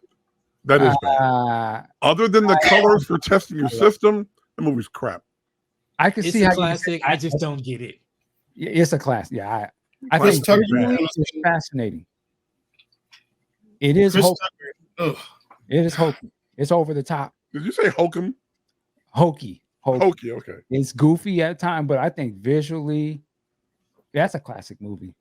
What's And it that? stars Movie? Bruce Willis. So we got Bruce Willis in 3. Wasn't he in Bonfire of the Vanities too? Yes, he was, which was terrible. That's 3 films. Bruce, but that's his. I mean, Bruce always. Yeah, Even wasn't he in like today, every movie? Yeah, he was in all these straight to streaming. He's getting his. He's always got his bag. He was always when the money gets. I mean, I just had the mindset. I guess My name was Stay Low with that guy because those are terrible. He didn't turn down a damn. He was the original Sam Jackson. He was. He's gonna be. Yeah. Okay. Speaking of movies, Terrible. did you guys have any other movies, classic or whatever you wanted to bring up, one way or the other? Oh, I guess I didn't ask Q or Big Sexy particularly. What makes a classic movie to you guys? Cute. For me, it is something about the film that stands the test of time, whether it's a saying or a phrase, it's a new filmmaking technique, or like you said, The Matrix. That, of course, included a lot of filmmaking techniques, but it included just film themes and things that we still see today. Bullet time, I mean, that shit, I would say to a certain degree, we still see that today. So something that has a phrase or a saying that is still part of the zeitgeist of popular culture for years, eons. Again, Like me at Wall Street, just a simple phrase. 2 phrases from that film you still hear today. What's in it for me, and greed is good. That makes it a classic right there. Those are from Wall Street. I see somebody shaking their head. I think those phrases were made popular by that film. and the phrase is "What's in it for moi?" Oh, Yeah, that's it. Go ahead, Lucas. What were you gonna say? Oh, I got another one. You want that smoke and cues? Do it, Lucas. I got your back. Go ahead, man. Nah, I would no. say Jerry Maguire. Show me the money. Show me the money. Show That me the movie was money. crap too. Ugh. Huh? What? That Jerry movie Maguire? was crap. Crap. Rod movie Tidwell? was crap. Rod Tidwell was crap. That movie was Big Sexy. crap. I'm gonna give you 3 lines from that film and make it a classic. You complete me. Show me the money. Help Pew. me help you. Those Pew, 3 pew, lines pew. alone make that a classic. Help Me Help You is not from that film. That's been around for eons. So try But again. Tom Cruise said it. Now it was on everybody's radar. No, it's I on mean, your Michael radar. Jackson was not the first person to invent the moonwalk, but then the mainstream didn't know nothing about no moonwalk until he did it. Number no moonwalk. Yeah, you heard me. I use Ebonics. You heard me. Didn't old boy win an Excuse Oscar? me, the political correct term is AAVE. Well, what didn't he win an Oscar?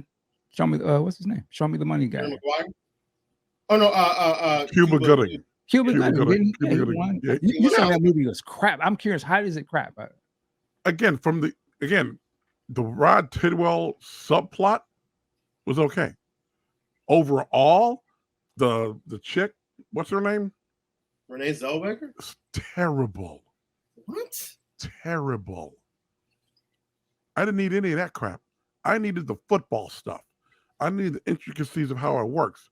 Not you complete me. Fuck all But that. the story was directed by Cameron Crowe. Was never going to be an action film or a sports film. I don't like It's a Cameron love Crowe story. movies.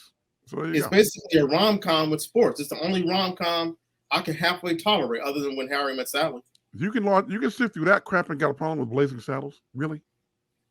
I never saw Blazing Saddles. I'm not Okay. saying it was a bad Okay. movie. I'm not You saying need that to was a watch bad it. movie. It wasn't. I can't say I'm that. challenging you to watch it. I said I will, but All right. I probably won't say it's crap after I watch it. Well, But because it's fantastic. That's why. how you can say Jerry Maguire is crap is, man. It's Okay. very I simple. would- Crap. Could you argue that a show like Ballers is influenced by Jerry Maguire? Yeah, I can see that. Yeah. You can say Ballers. You can say, oh God, First Sunday, I believe it was called, when Kevin Costner did. There, yeah. there are a lot of these types of films like that. That try to capture Any that. Given Sundays. That's what you're talking about. Any Given Sunday. Thank you. Yes, that. Yeah, It was Al Pacino, by the way.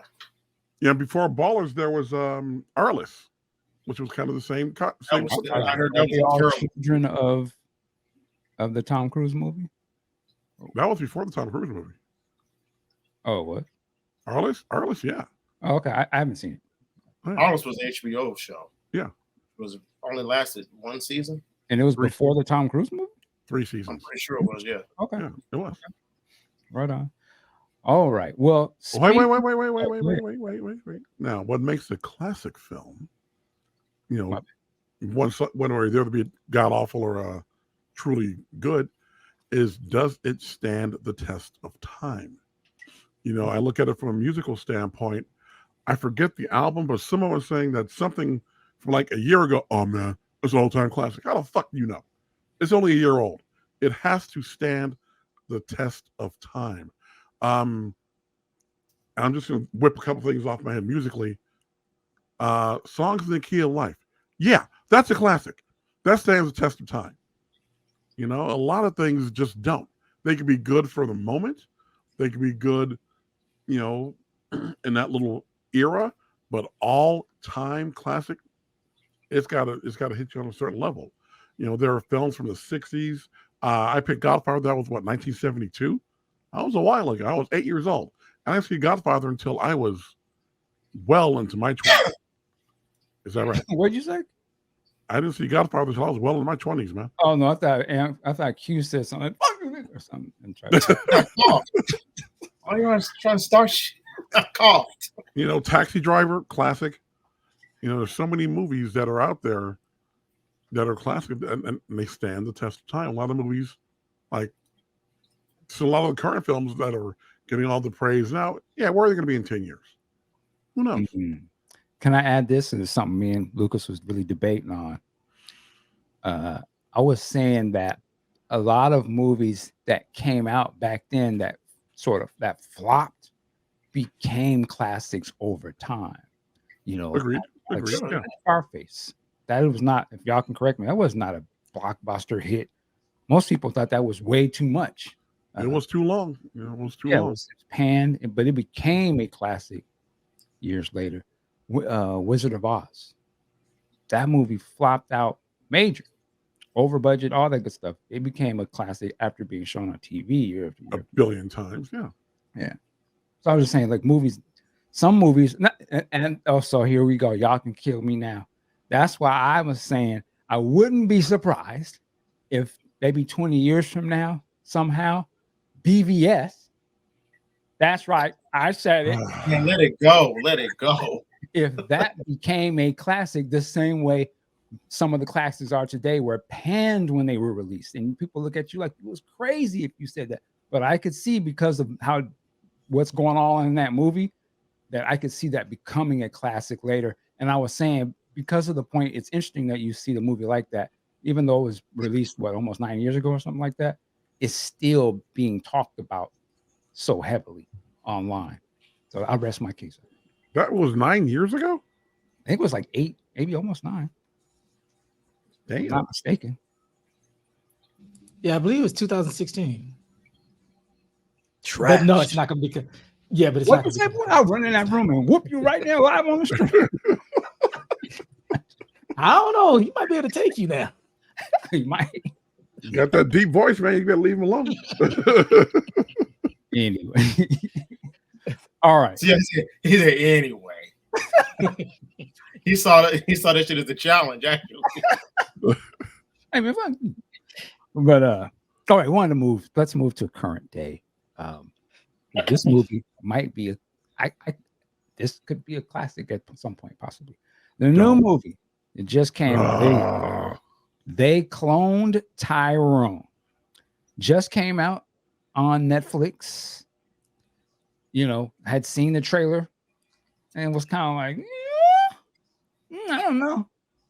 But watched it last night. Me and Lucas watched it last night. But before we get into ours, Aunt Pooh, I know you've seen this movie. I am curious to what you have thought of the movie. They cloned Tyrone. I put it on Facebook, and when I was done watching it, it instantly popped into my head, and I had to just go run to Facebook and say it. They Cloned Tyrone is the film that Boots Riley thought he was making when he made Sorry to Bother You.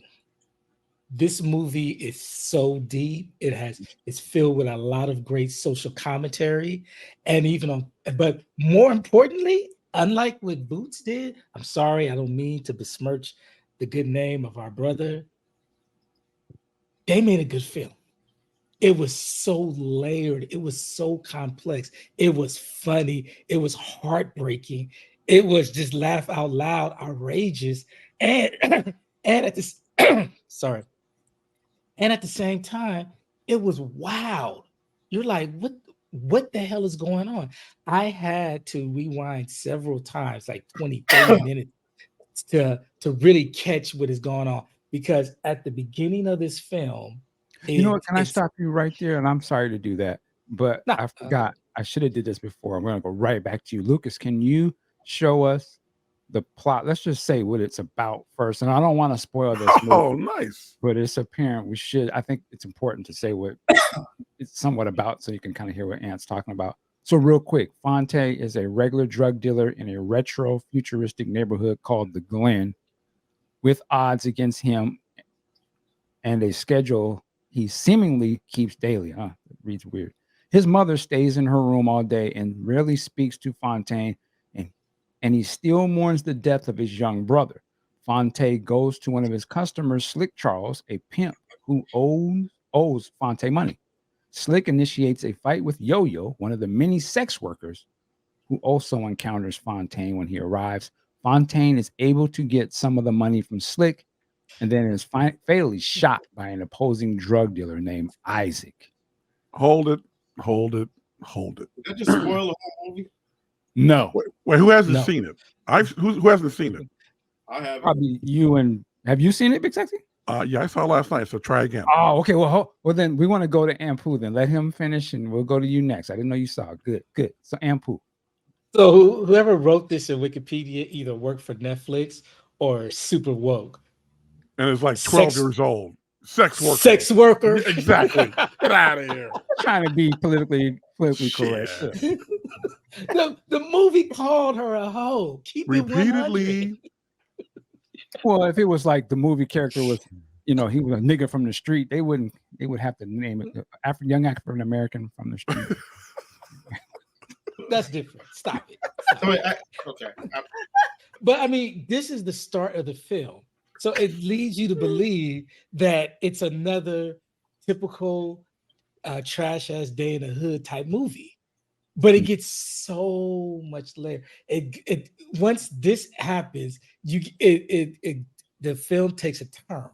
And then when Jack Bauer shows up, this just goes off the rail. Yeah, well, Kiefer Sutherland. I'm just gonna call him Jack. He's in this movie? Yeah. Yes. And he did the damn thing. He did the motherfucking damn thing. And when he comes in there and that talk, I was like, okay, I don't know if that's Donald Trump talking to me or Joe Biden, but hilarious. Wow. They were spending some game to keep John. That's He's like, crazy. yeah, this is what I we didn't do to think keep about John in check. So when Jack Bauer, when that scene came back, I was like, wait a minute, I think I'd have missed some ish. I had to go back and start the whole movie over. And then I picked up everything that was going on. And I was like, I mean, I don't want to spoil it for you because it's like you got to see this movie. It is freaking great. And then the ending, they did two things. One, they subverted your whole expectations about how the movie was going to end. And then Paul Tyrone comes on. And I was like, man, I can't believe they went there. I can't believe they went there. But it's a new updated version by Erykah Badu. And I was like, No, these it's the live version.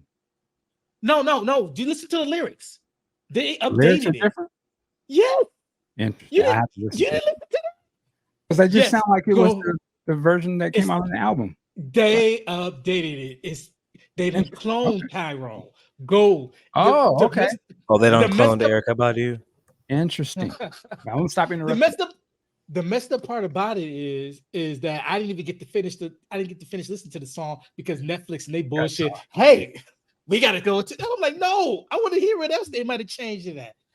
I mean, I don't know how deep we're gonna go into spoilers, but No all I would say is it is a much watch. It is my number 2 film of the year behind Across the Spider-Verse, and it's just hey, watch your tone. Yes, Across the Universe is my number 1 film of the year thus far. Good. I thought you said it was the other way around. Now. Oh, okay. Yeah, it would be the other way around for me. And I'm not mad at that. I'm not mad at that. You know, I just don't want to be a prisoner of the moment. Maybe I need to watch it again or let it all seep in. But this film was so great. And I think that's how you pronounce his name. Joel Taylor, salute to that brother. He was the co-writer on Creed 2. He did the damn thing. Yes. So so he sat at the what do you call it? The elders tree of Sly Stallone and Ryan Coogler. So he soaked up some game and he came with it on here. Now there is another writer, Tony Rittenmeyer, white guy. I don't know how much is credited to what, but he helped him out. But I'm gonna go ahead and give the brother, because he directed it as well, the credit. Under the Learning Tree. Yeah, that's you know what I meant. Let's go with the next generation on this next review here. Lucas, what did you think of They Cloned Tyrone? It's a good movie, but the beginning was very like misleading at first. Like I didn't really like it. It's too ratchet, but yeah, it's pretty good. Okay. Anything else? Yeah. You kept it short and sweet. I ain't mad at you. I think they could have done more with the plot holes. Like there's parts where you're like, why do they not remember this happening?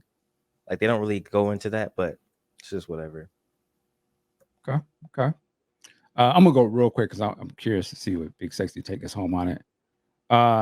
We watched this together, me and Lucas, not knowing what was going on. And the first thing that was apparent to me, though, watching it, and we didn't mention it yet, was the cinematography on this movie. I thought was spectacular. The colors that they were using, there's the theme of this kind of neon purple that you see throughout the movie. It's like a smoky kind of a vibe to it. The way it's just colored and filtered, brilliant. Like whoever did that, they gonna go on and do some shit. That alone, strikingly, the movie just looked striking to me. I was like, wow. The thing about this movie, I actually compare this movie to The Matrix, but it's like a hood version of The Matrix. The scene where you talked about Kiefer Sutherland and those, to me, that was when Neo, I think it was in the second movie, when he goes into that room and that guy with the white hair comes out. He's like, well, I'm going to explain all of the super, it just goes like, wow. That's what the movie was doing that a couple of times. And I was like, wow, this movie is so much more than I thought. And as I'm watching it, I'm starting to either ask the questions or I'm piecing it together. the movie plays around with, and see, reading that synopsis, I didn't know anything watching it. So I didn't know if I was watching something from the 90s or if it was something from the 70s. Some of these characters' styles were from different times. Like the pimp character Jamie's playing seems like he's from the 70s versus John Boyega is like maybe either late 80s or in the 90s or something. And I was trying to figure out how are they coexisting. The dialogue that they were saying was so like, on one hand, I was like, a white person must have made this. This is so corny. It was so Yeah. like, it was so ratchet. Like some of the characters like overacting. I was like, one thing we noticed, the tone between Boyega's early scenes and the tone between the pimp and the whole scenes were wildly different to me. Boyega's stuff, it seemed very serious. And then with Jamie and them, it was like, is this a different movie? They are just hamming it up. You know, it was almost borderline cornery a little bit. I was like, it was throwing me off. I was like, who wrote this? Like, this is so. But as it starts to play out, I was like, oh, there's a reason behind all of this. And you can see it sort of in the background in the details. That's that hilarious chicken commercial. That was a goddamn chicken or something. Spoons, man. God. Spoons. I was like, what?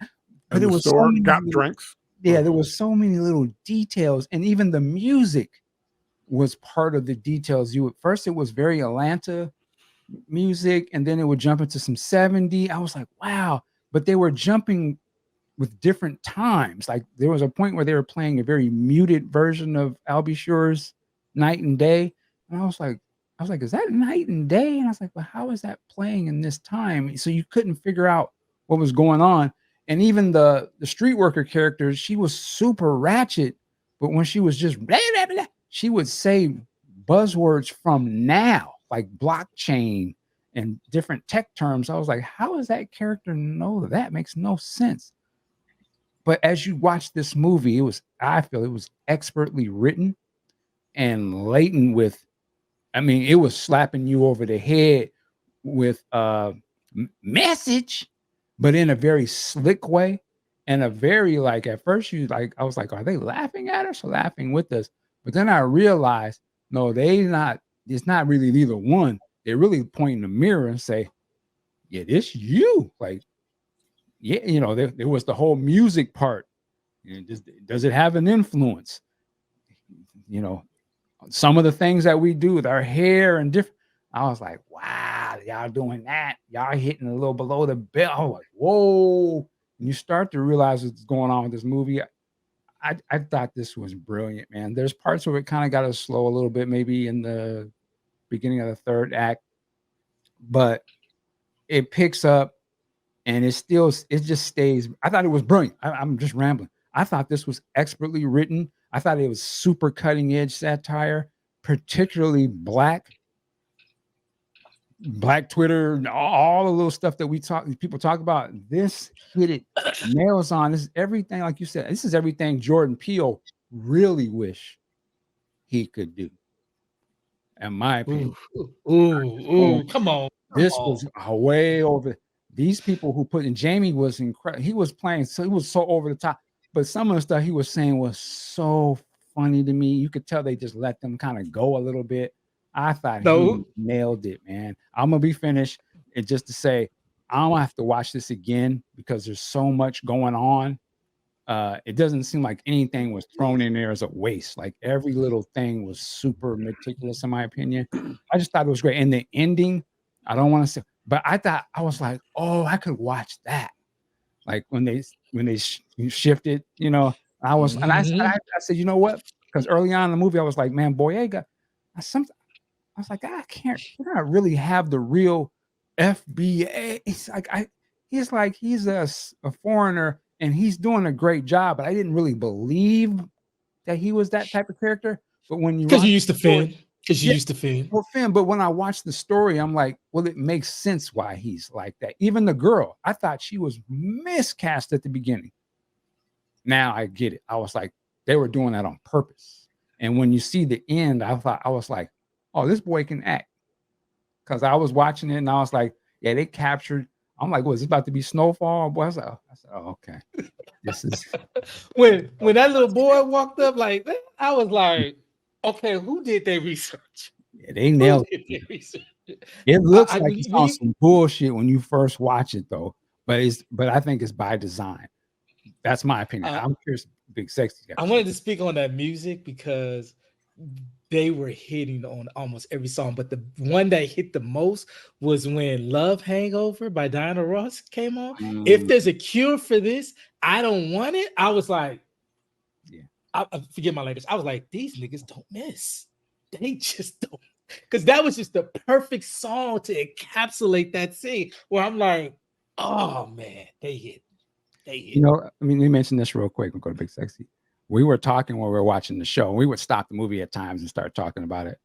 And I was starting to say, I said, would it be interesting? Would it be a hell of a promo? Work with me if you know, if what's going on with Jamie Foxx right now was actually just a super elaborate, Wrong for that one. super elaborate thing to tie into this movie. Now, because when you watch the movie, you kind of see what I'm saying. But here's the funny thing about it, though. Jamie just came out with his first video yesterday, the day this movie debuted. Though I believe everything he said in that in the video, I take it for real. But I just thought it was very ironic. I was like, that would fit right into this movie, and it would have been a head actually buster. would. It did that. But I'm trying to do that Prince meme. Well, when you see the movie, you'll see what I'm talking about. But Big Sexy, man, the floor is all yours.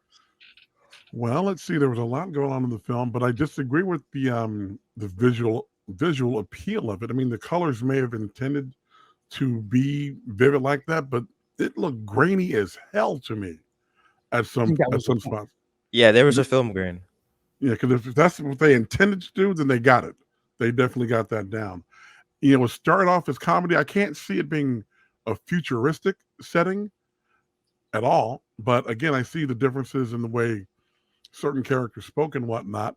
Mike, are they sex workers or are they hoes? Make up your mind. Oh, I'm just playing around. She's a hoe. And the thing is, it's kind of like three separate things going on. You know, it starts off a little bit of comedy. Jamie Foxx is stealing it completely. Then they go straight sci-fi on you. And they did the thing with what was it called? The chicken thing. Then they just same thing in the church. They got the church too. Oh, that was David Alan Grier. Yes, they got the church too. And then after that, then they go message. And it was well done. It could have been longer because they put so much in it. That's the thing. You know, the writers and all that, they did a lot of it. And since Anthony brought it up, I can definitely see the nod to the Matrix with Kiefer Sutherland doing his thing. Nah, Mike brought that one up, but yeah, I stand corrected. Yeah. And I definitely see. Do you also see that this could be a super updated version of Undercover Brother? Yes, with a little more satire instead of just obvious comedy. Yes. And at the end or the ending portion, they had that one shot. I'm like, oh, this is Atlanta. Okay, cool. Or this is Snowfall. Okay, cool. We're doing that now. I did not see the Boots Riley film, so I can't speak on the comparison. But this, I want to say you shouldn't, but I think now you do, so you can see how he was trying to make that social commentary and put that message in. Yeah. Well, this guy went ahead and did it. You know, good, bad, or indifferent. He did it. He said what he needed to say, and it was well done. I kind of was expecting some bullshit, honestly, because I forgot it was coming out, and I only knew about it because Mike said something in Discord. You know, he referenced it. I'm like, the fuck is this Tyrone shit? What are you talking about? And then I saw on Facebook, you get 4 out of 5 Marlins. I'm like, well, Mike doesn't get Marlins to anything unless film or music. Let me see what he's talking about. Oh, it's on Netflix. All right, cool. And so we watched it last night. And again, you know, you were lulled in initially. And on the music front, yes, they did play Saturday Love by Cherrelle in there too. I did hear that in the background. I gotta watch this just for the soundtrack. And the thing is, again, it lulls you into the beginning, a little hysterical comedy, the pimps and the hoes and all this. A little bit of Hollywood Shuffle in there too, to me. I saw that too. And then it goes left on you. It goes Night of the Body Snatchers now. I'm like, oh, we're doing this now? Okay, cool. And there I can see, I agree with, and I can see watching it again because there is a lot in there to unpack. Because when you see it from the first 20 minutes or so, oh, this is another hood movie, we'll laugh it up. Not quite. So I can recommend this film, definitely. With me at the ending, when we got Tyrone, I thought they were saying that what we just watched just got erased again. But that's why I said that subverting, because I was thinking oh, you trying to tell me they did all that and it's right back? So salute to that. We're never going to hear that song all the way through. I never have. It plays also on your expectations of what you think it's supposed to be about. Because to me, I was like, well, is this? I think we first said, is this Groundhog Day? I think Yeah. you were first watching it, but then you're like, okay, well, that doesn't explain why that happened. Yeah. And then it's just like, I'm like, and you're trying. That's the thing. I was asking the questions. You stopped the movie, and then when I played it again, they answered. I was like, shit. Okay, they ahead of me. I thought it was a very slick ass movie. Surprisingly slick. I actually thought this. Well, I guess it doesn't matter if it's in theater, but back in the day, this would have played in the theaters, and I think this would have been a big sort of movie. Like, whoa. I disagree. I think it would have taken time to gain momentum. A lot of word of mouth. Then it would have started to. I don't think it would have had a big spike. I think it would have been a long-term investment. Well, no, I'm not saying it would have been an immediate hit, but I'm just saying if it would have been in the movies, people would have been like, whoa, like The Matrix. Like I said, you didn't know what you were going to go see when The Matrix came out. You had your expectations it was going to be on some bullshit based off of Johnny Mnemonic, the previous Keanu cyberpunk movie.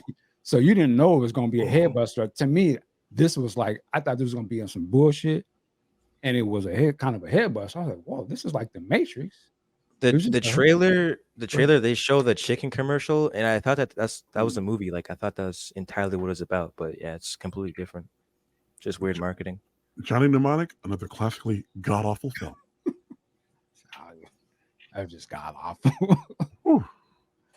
But yeah, Q, you got to watch this movie, man. I think I don't know if you like it or not, but you can't sit here and say this was made on some bullshit. Like they put some thought into it.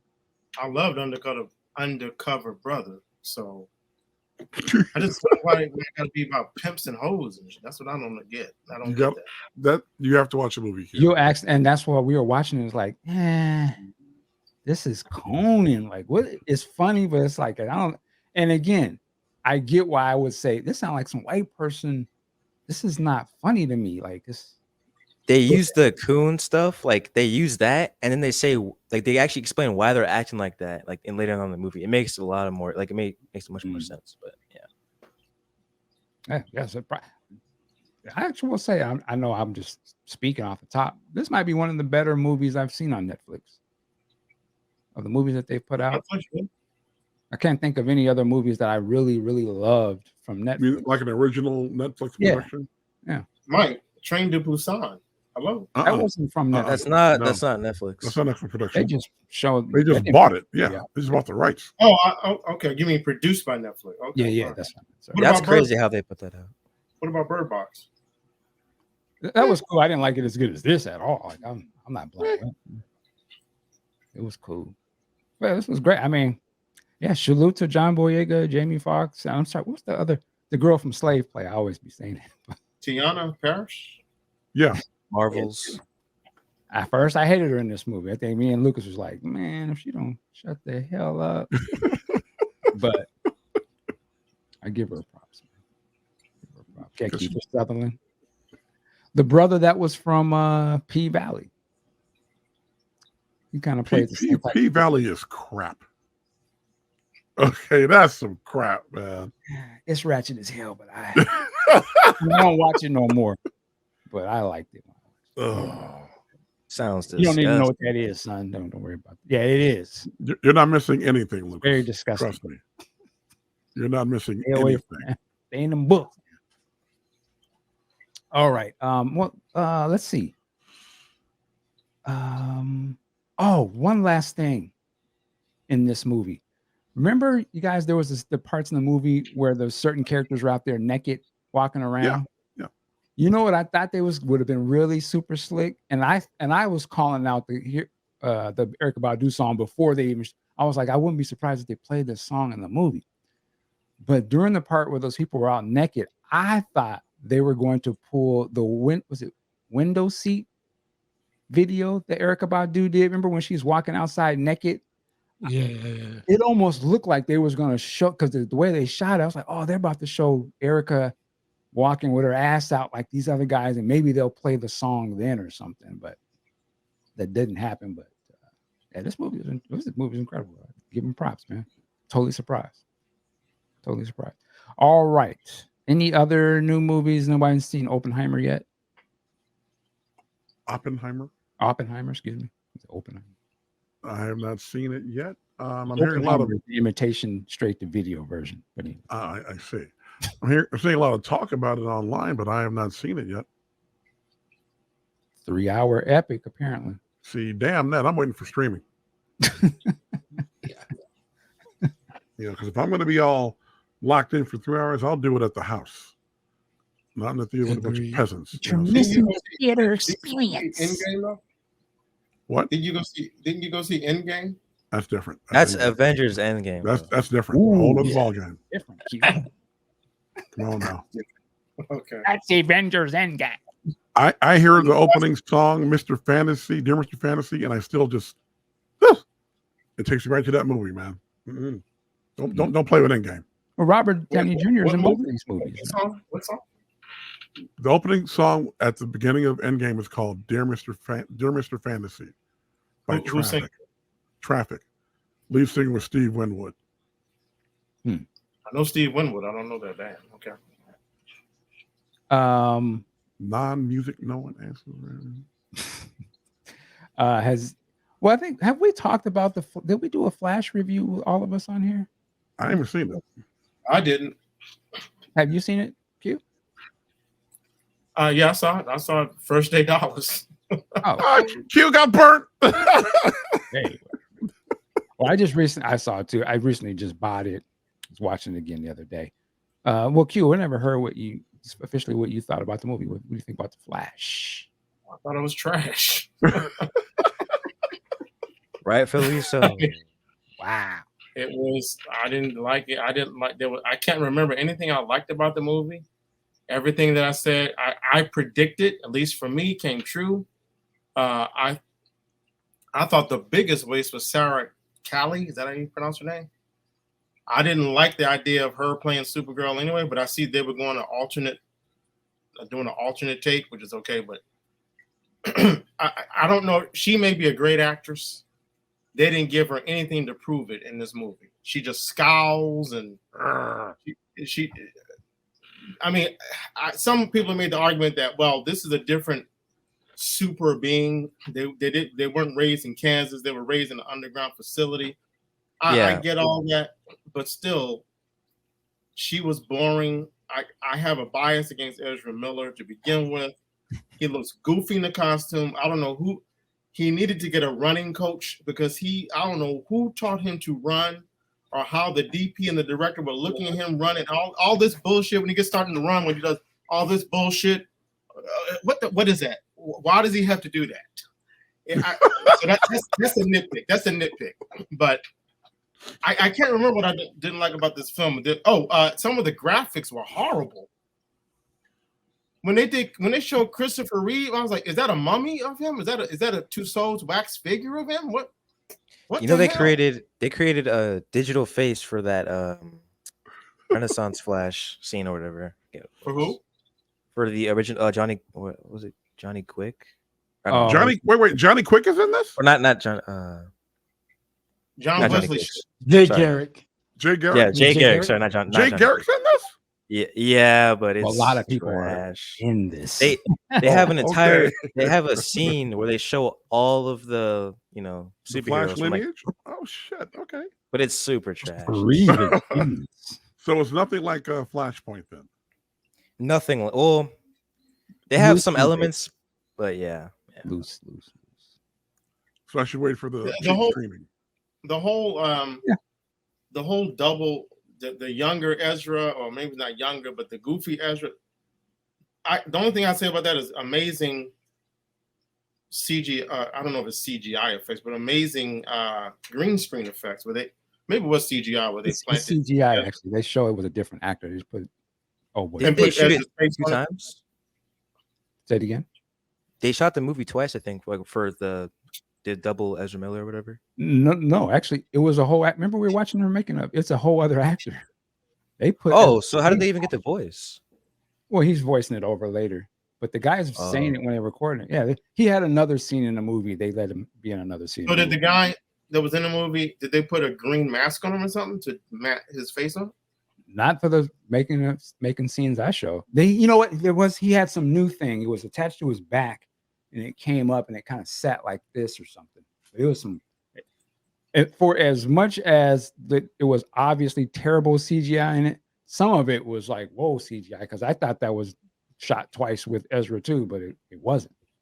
So I do give him props on that. Now that I knew that, though, watching it over and I look closely, you can see that it's not really Ezra's face. I mean, you can tell. Like I was like, I can see that now. But if you didn't know it, I was like, wow. But anyway, go ahead.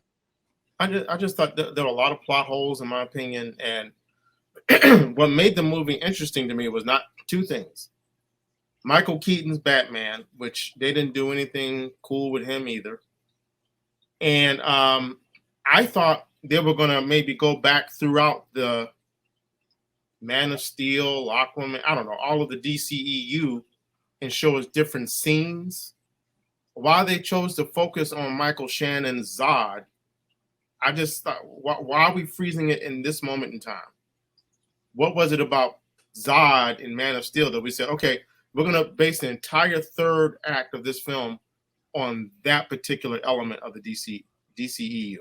Well, they can't do Darkseid though. Why not? Well, I mean, they can't really introduce him in this movie, at least. Well, why not? I'm with that because first of all, but Zod was just lazy. I'm not seeing the show. Exactly. But That was Zod, a paycheck come on, man. roll. That was a paycheck roll. Yep. No, that was I terrible.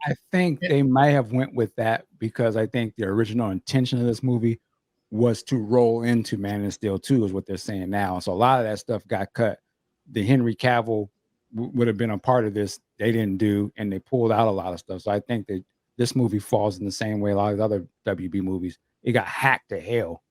So I mean, to all of your points, Q, I think they had a grander idea what this was supposed to lead into, but it got cut out of the movie. And the introduction of Michael Keaton's Batman, I just thought that was stupid. It's like these writers, well, how do we show that time has passed? Let's make his hair long and scraggly, give him a mustache and a long beard that he has to cut off. It's so lazy. I know the answer to this, but I'm going to ask anyway. They didn't have Thomas Wayne in this? Nope. Not at all. Not even close. They had Batman, but he wasn't Batman anymore. Like he quit or whatever. He was living like a hermit, which makes no sense. What? His ability. Yeah, he's like, Well, because up they the said that tension. Gotham was crime free, so I guess he. yeah, but that's dumb. So That- then he yeah, that took makes no Lucifer sense. I'm out of his ability. right. Just saying. But again, I think the setup was, and obviously that movie never came out. Now his character was in the Batgirl movie, so it continued on, which may have get so. This is why he came back to now. He is the Batman, but obviously that doesn't happen in this movie. So, I mean, does it make sense? I'm nitpicking now, but does it make sense that he hasn't been training as Batman for what we can assume is years, and he's still kicking ass? You don't just get up one day and start fighting again. You got to train. But we don't know if he And was training though. Actually, Well, why would he be training and letting his hair grow and his mustache and beard, and he's sitting in the house and there's no crime in Gotham? because Why would he be training how to leap over a kitchen table and kick someone in the face? Because he's Batman. No, he's Yeah. not. He quit being This Batman. movie is absurd. There's a point where Batman pulls out this gadget, and then he pulls it out, and it was a tape measure. It was the bat tape measure. Wait, they do? I don't Yeah, even remember that. I don't remember. yeah. When they're escaping, when they go to rescue Supergirl, and the Oh bad guy shoots yeah. them, and The they're bat getting on tape the measure. elevator broke, so he put a bomb on the bottom, and he goes, "How much did she weigh?" This is a callback to Burton's movie. He says, "How much did she weigh?" And then he pulls a gadget out, and they're all looking like, "What the fuck is that?" And he pulls it's a tape measure, and he's like, "Oh, okay, she weighs that much, so that much space." And it was so absurd, but The they're bat tape playing, I don't measure. even they're remember that. playing on those early Batman movies where you had the credit card and all that dumb shit. It was stupid. But go ahead, you finish up, Q. Do I need to say more? Oh, okay. I really do love this shit when he does this. Okay, I'm ready to start running. Get it. God. Listen, I agree, and I know Lucas doesn't like it either. I can totally see all of your points, and I don't argue any of them. But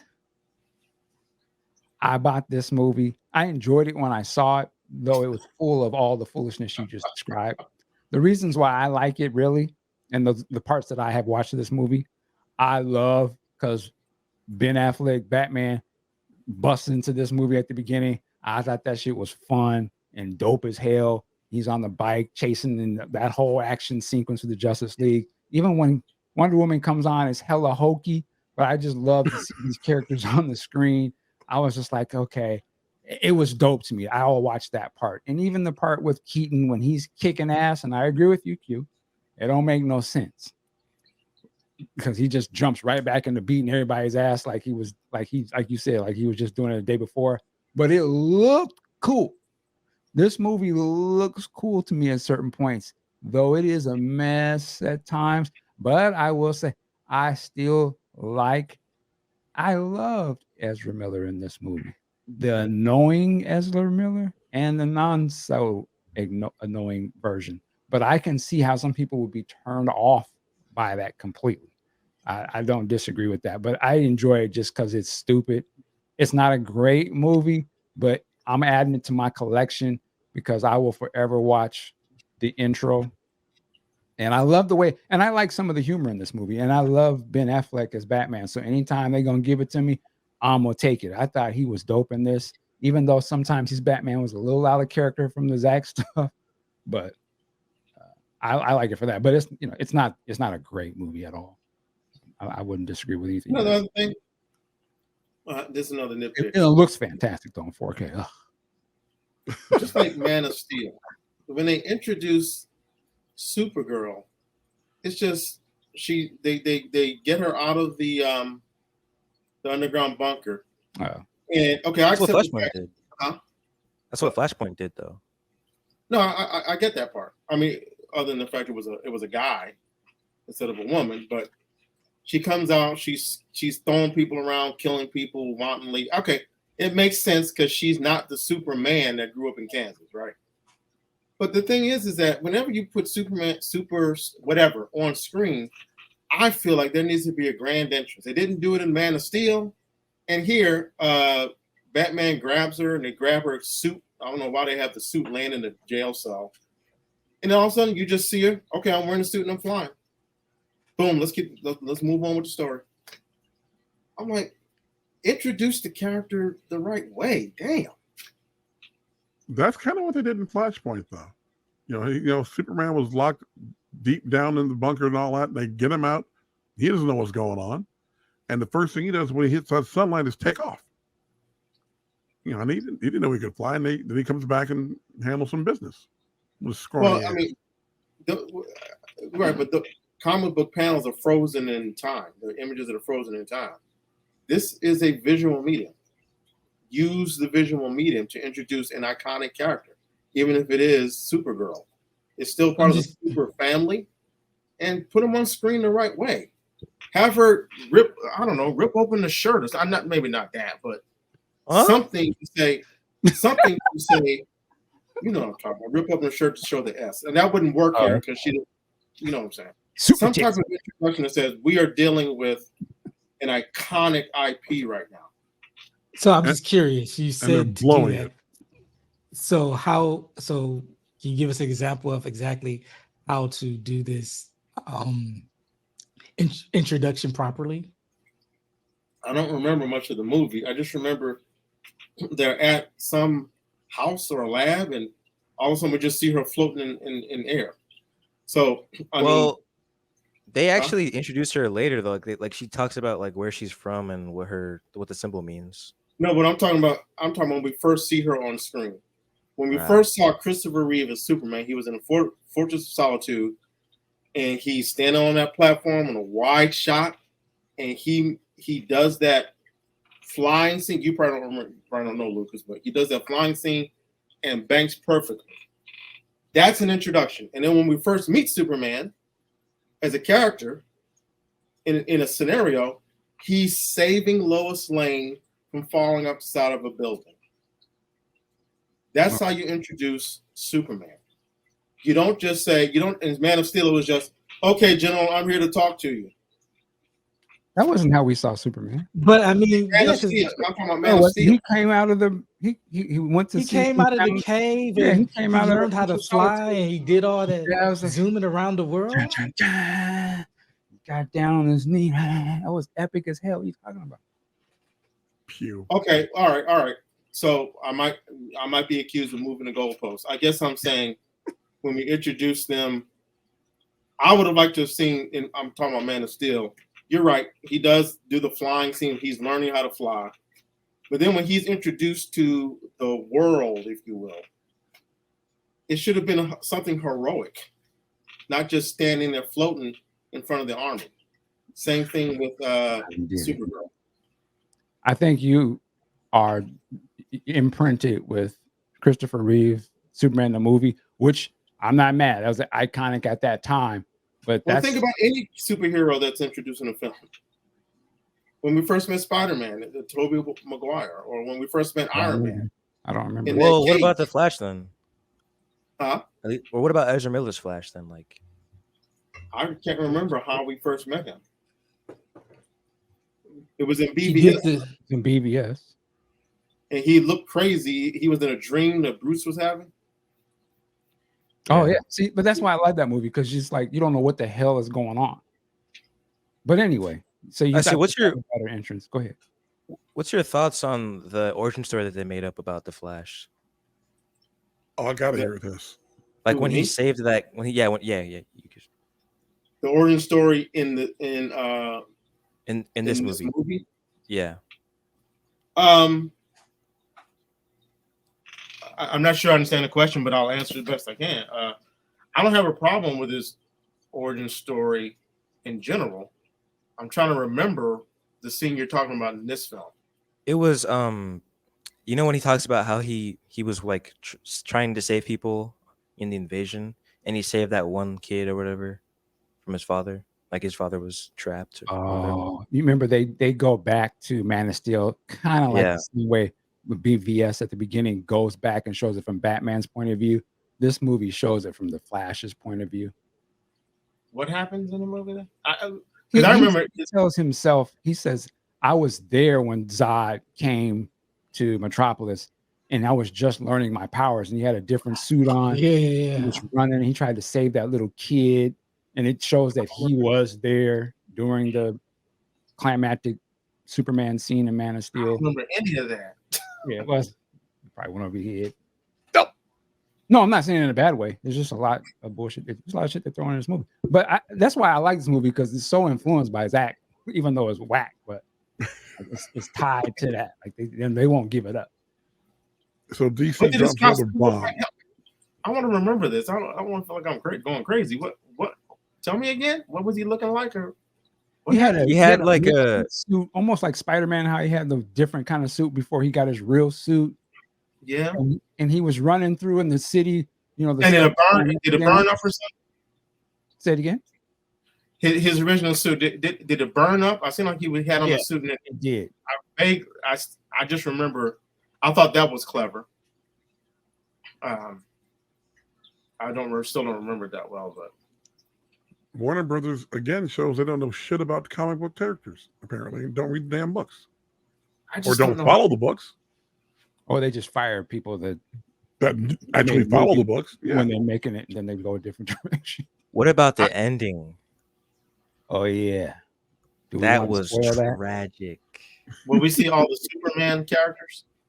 No. He's talking about the end when a certain actor comes out of the car.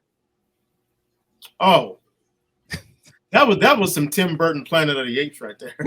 Yeah, it kind of. I'm like, why is this happening right now? Mike. Yeah. Yes. How much did it cost to buy this on digital? Like $23, $24 or something. Nah, I'm cheap. Nope. I'll wait till August 20th. You can wait. Yeah, you can wait. HBO Max. That's me. But it looks, I will say though, it looks fantastic, in my opinion, especially like clarity. And it's one of those movies, you know how they have the bigger, letterbox. This one uses majority of the screen. So if you got a nice TV, it's just gonna be like, and it's super bright. It's one thing when they show these costumes in the dark. This movie makes a point to show all these guys in sunny ass weather. So to see Batman out in broad daylight, it's ridiculous. You never see Batman outside. Comic like book wise, I just thought this is fucking cool. At least you can see everything. But it also spotlights the shoddy CGI in a lot of these scenes too. One thing I say that I'm amazed to say, wow, I might not have minded seeing that film, was when they show, I can't believe I'm saying, when they showed Nicolas Cage as Superman, I was like, I might not have been so bad. It doesn't look like it was as terrible as we would have led to think it would have been. He did not look like Nicolas Cage with the big nose and the heavy eyebrows. It's and like a caveman Superman. It's kind of weird, but It's like y'all crazy. That looked horrible. That was terrible. Yeah, and I'm glad we didn't get Nicolas Cage as Superman, because I was just like, whoever scrapped that film, they didn't raise. No, I said whoever scrapped it, not whoever thought about it. Oh, got you.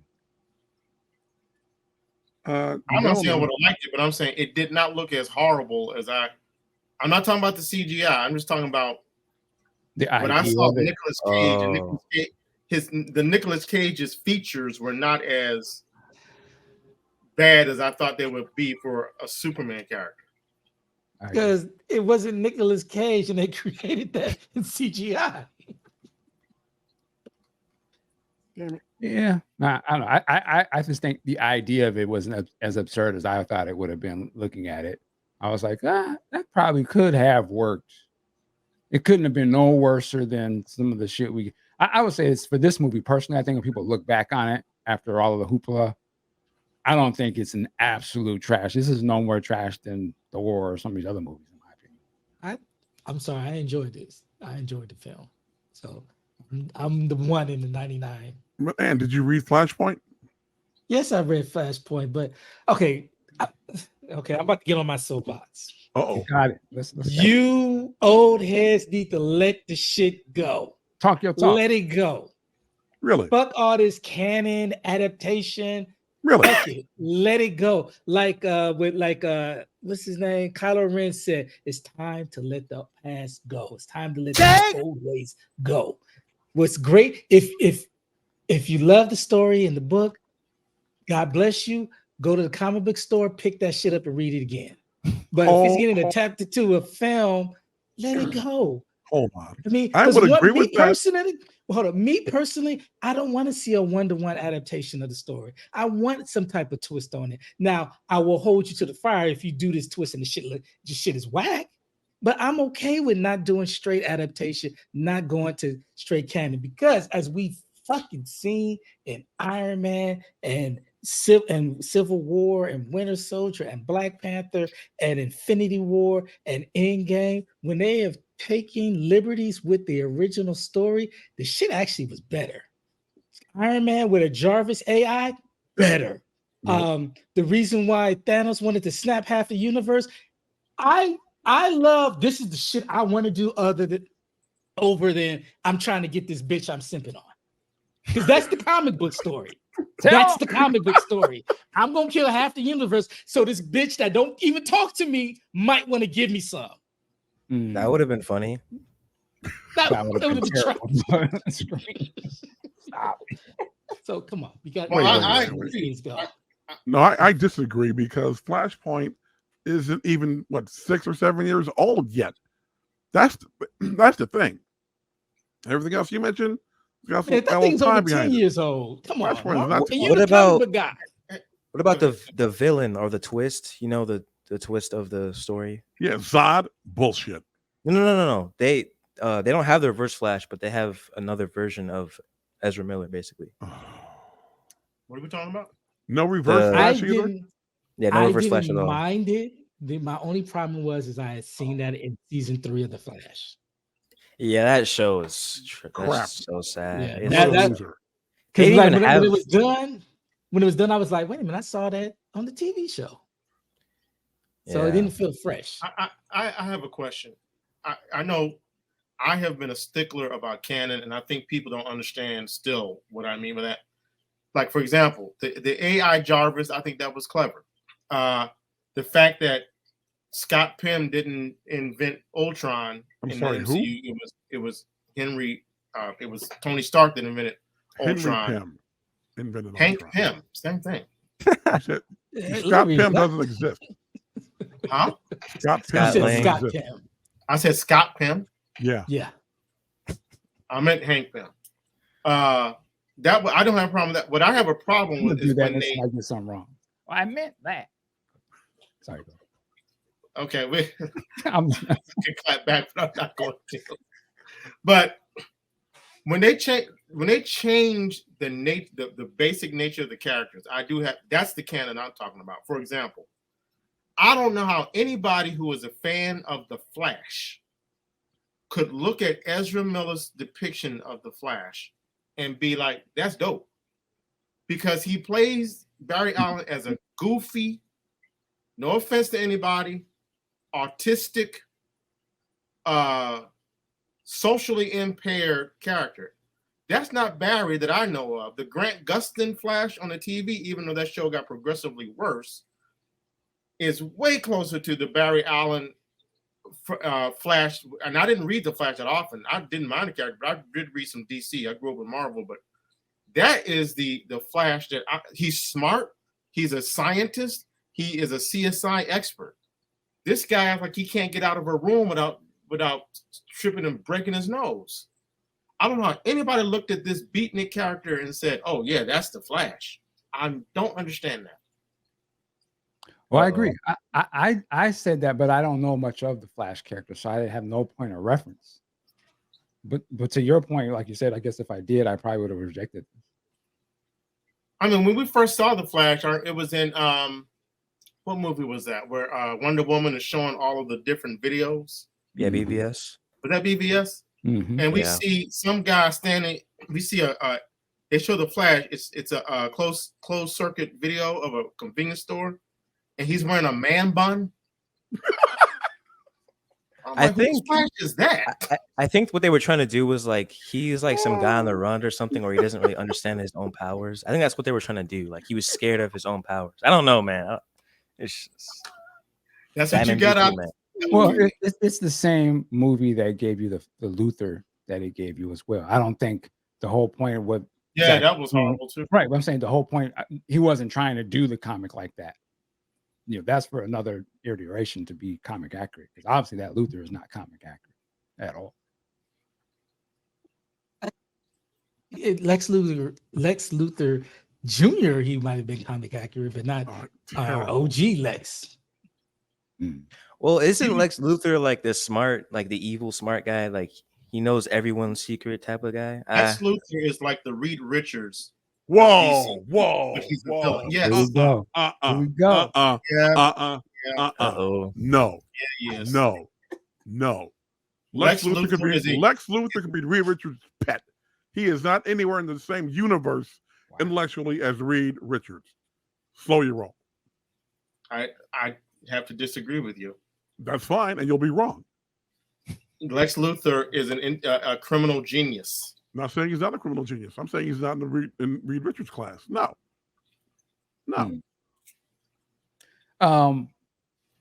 Any other things on the Flash? I want to ask a comic book question. Before I do that, do anything else for the Flash comics? You gonna well, be a do sequel? you want to talk about the guest appearance, or is that too much? Do it.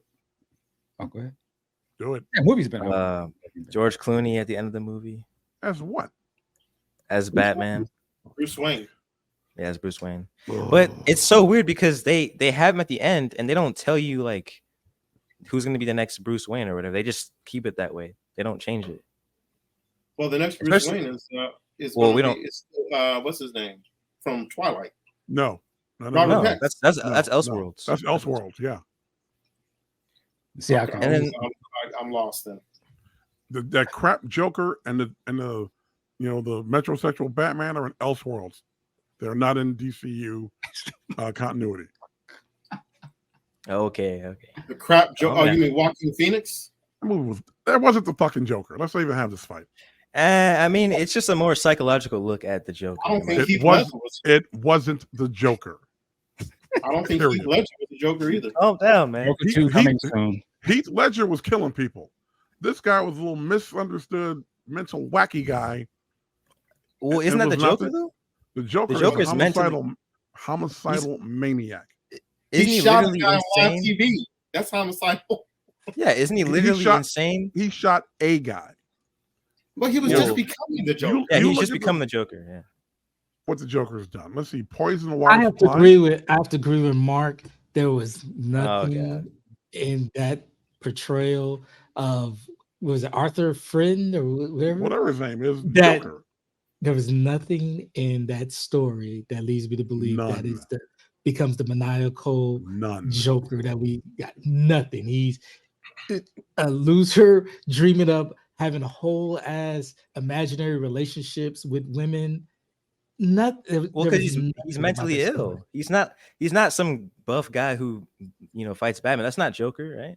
But yeah, and I'm not. Yeah, he doesn't speaking have for it. powers. I'm speaking more to the characterizations that I have seen, not only in the comic books or in television and the film. That the person that they had Joaquin Phoenix play, I'm like, I don't see nothing of Joker at all. And this is Nothing. Nothing. Nothing. nothing. Other than that face paint at the end, I thought that was dope. Well, because he's But- becoming the Joker, right? Like, But there was nothing in the portrayal of that character that made me say, okay, that's the Joker. And on top of that, I like this one. Nah, nothing. Okay, the stairs routine. That gave me a nice throwback to Jack Nicholson, but nothing.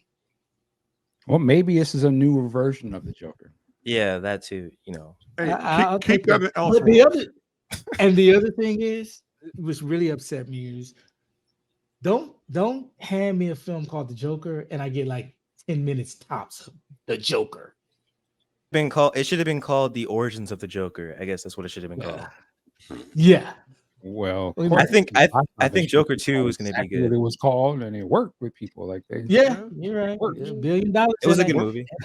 It was not a good I'll- movie. Well, The humanoid. second movie's coming. I did The second movie looks actually really good though. A little bit good. What is your footage from the second movie out? Well, there's behind the scenes of Harley Quinn, and you didn't see Yeah, that? it's supposed to be like more of a somehow a musical aspect to it or something. Oh, Ye- Lord. that Maybe might the not be musical true. elements to it, I Yeah, don't that might not be true, but don't even laugh. Oh, he came before. I don't know what the hell DC's. Y'all telling me that the Robert Pattinson Batman is Elseworlds? I don't know Yes. what the hell's going on. Well, because it's not on their main line of canon or whatever. Like the Whatever. Okay. They're just not connected. That's all. Yeah, You that's gotta what be M- able to handle that. And Yeah. that's Well, what Marvel Marvel, should, that's what and Marvel that should be Batman- doing. and that Batman will have a man MC bun. Let me Huh? ask you guys this. Go ahead. You want before I change? What did Big Sexy just say? Something about a man bun? That Batman will have a man bun. The Robert Pattinson. Y'all just Batman. planning on something else. That ain't What? it. They just don't. You just don't like Robert Pattinson. That's okay. Never saw Twilight, so I have no say on the guy one way or the other. But he ain't Batman. Have you seen? Is it High Time? It was a movie he did years ago. It was a great movie. It's kind of a thriller, real gritty.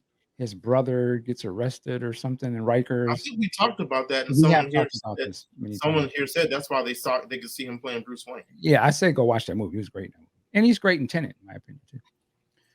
Let me ask you this: this is another father and son debate that I want to see what everyone thinks about. Comic books, DC, Marvel. God. Yeah. Who between DC and Marvel, and just comics in general, superheroes? What are the classic superheroes Like who are the superheroes that are the superheroes of all time between company? Marvel and DC? Like Well, when people obviously, think of superheroes, who are the granddaddies of superheroes? it's the ones they push the most. In DC, there's Batman and Superman, and Wonder Woman. Oh, no. That's recent. I mean, all time. They did Wonder Woman wrong for the longest time. I don't know if that's true. No. Wait, sir. didn't they have Wonder? They had Wonder Woman from the was a beginning. big deal back in the wartime. No. Yeah. Yes, they did. Again, she was. No, she was around the 30s, late 30s. Don't get me wrong. But when what was my man's name? The guy who created Wonder Woman, when William he died, Ware. William something, right? Dice. Morse. William William Morris, really smart ass. When he died, they made Wonder Woman a third-tier character for the longest time. And when What she about got the whole Linda Carter? She Well, brought that. I'm going to there. I'm going there. Before we had Linda Carter in the Wonder Woman outfit, we had Kathy Lee Crosby in that bullshit made-for-TV movie where she's wearing the white leisure suit. No I don't remember this. hint. Exactly. Yeah. You know. I remember It that. was I have to see terrible. It pictures. was terrible. So she didn't get the treatment the whole time. We always knew who Wonder Woman was, though. I Yeah. disagree with you. Like You- Nah, Wonder Woman Yeah, is she always hasn't been respected, just like some would say Superman hasn't been respected since 84-ish.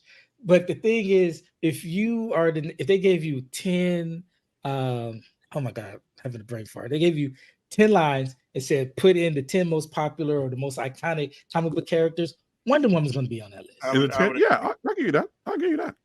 Now going to the Marvel side of the ledger, starts with Batman, or excuse me, Spider-Man. Then we go to the Hulk, and we go to Wolverine, even though he's a lot younger than those other cats.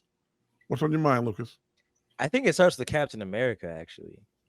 Correct. Unfortunately, No, From a I think It's it's from a Didn't still length Spider-Man. standpoint, it's Didn't they push- Spider-Man. Didn't they push him during the war as well? They did, and then during the 50s, he was non-existent, and then he didn't come back until 1965. I believe. think. And I think Spider-Man now was that, already running around. You think? I think now that we saw, put it this way, what's your boy's name? Chris Evans, since his portrayal of Captain America, he's probably one of my favorite Marvel characters now. But prior to that, no, I don't. If you did what Ant said, you had to put down the most popular DC Marvel characters: Spider-Man, Wolverine. I can't say Deadpool because that was only recently too, right? But I mean, if you taking it now, then I don't know if I would put it there. X-Men as a group. And X-Force. I have to say, DC's got probably the most popular, well-known characters, but Marvel's are the And- coolest. But I don't think they have iconic characters like DC does. But you know why? No, You know I disagree. Why? Because when we were growing up, how long did it take us to get Spider-Man and his friends, as opposed to? Oh, that was bad. I remember Justice League, watching the Justice League. Dun, dun, dun, dun, dun, dun, dun, dun. Also That's crap. why those characters are far more iconic. No. And them whack ass Fantastic Four cartoon with Herbie the Robot. That was didn't help. crap. Herbie That the did not Robot. help. That. That did I not Y'all help. loved it were as a mad. kid. As a kid, I loved it.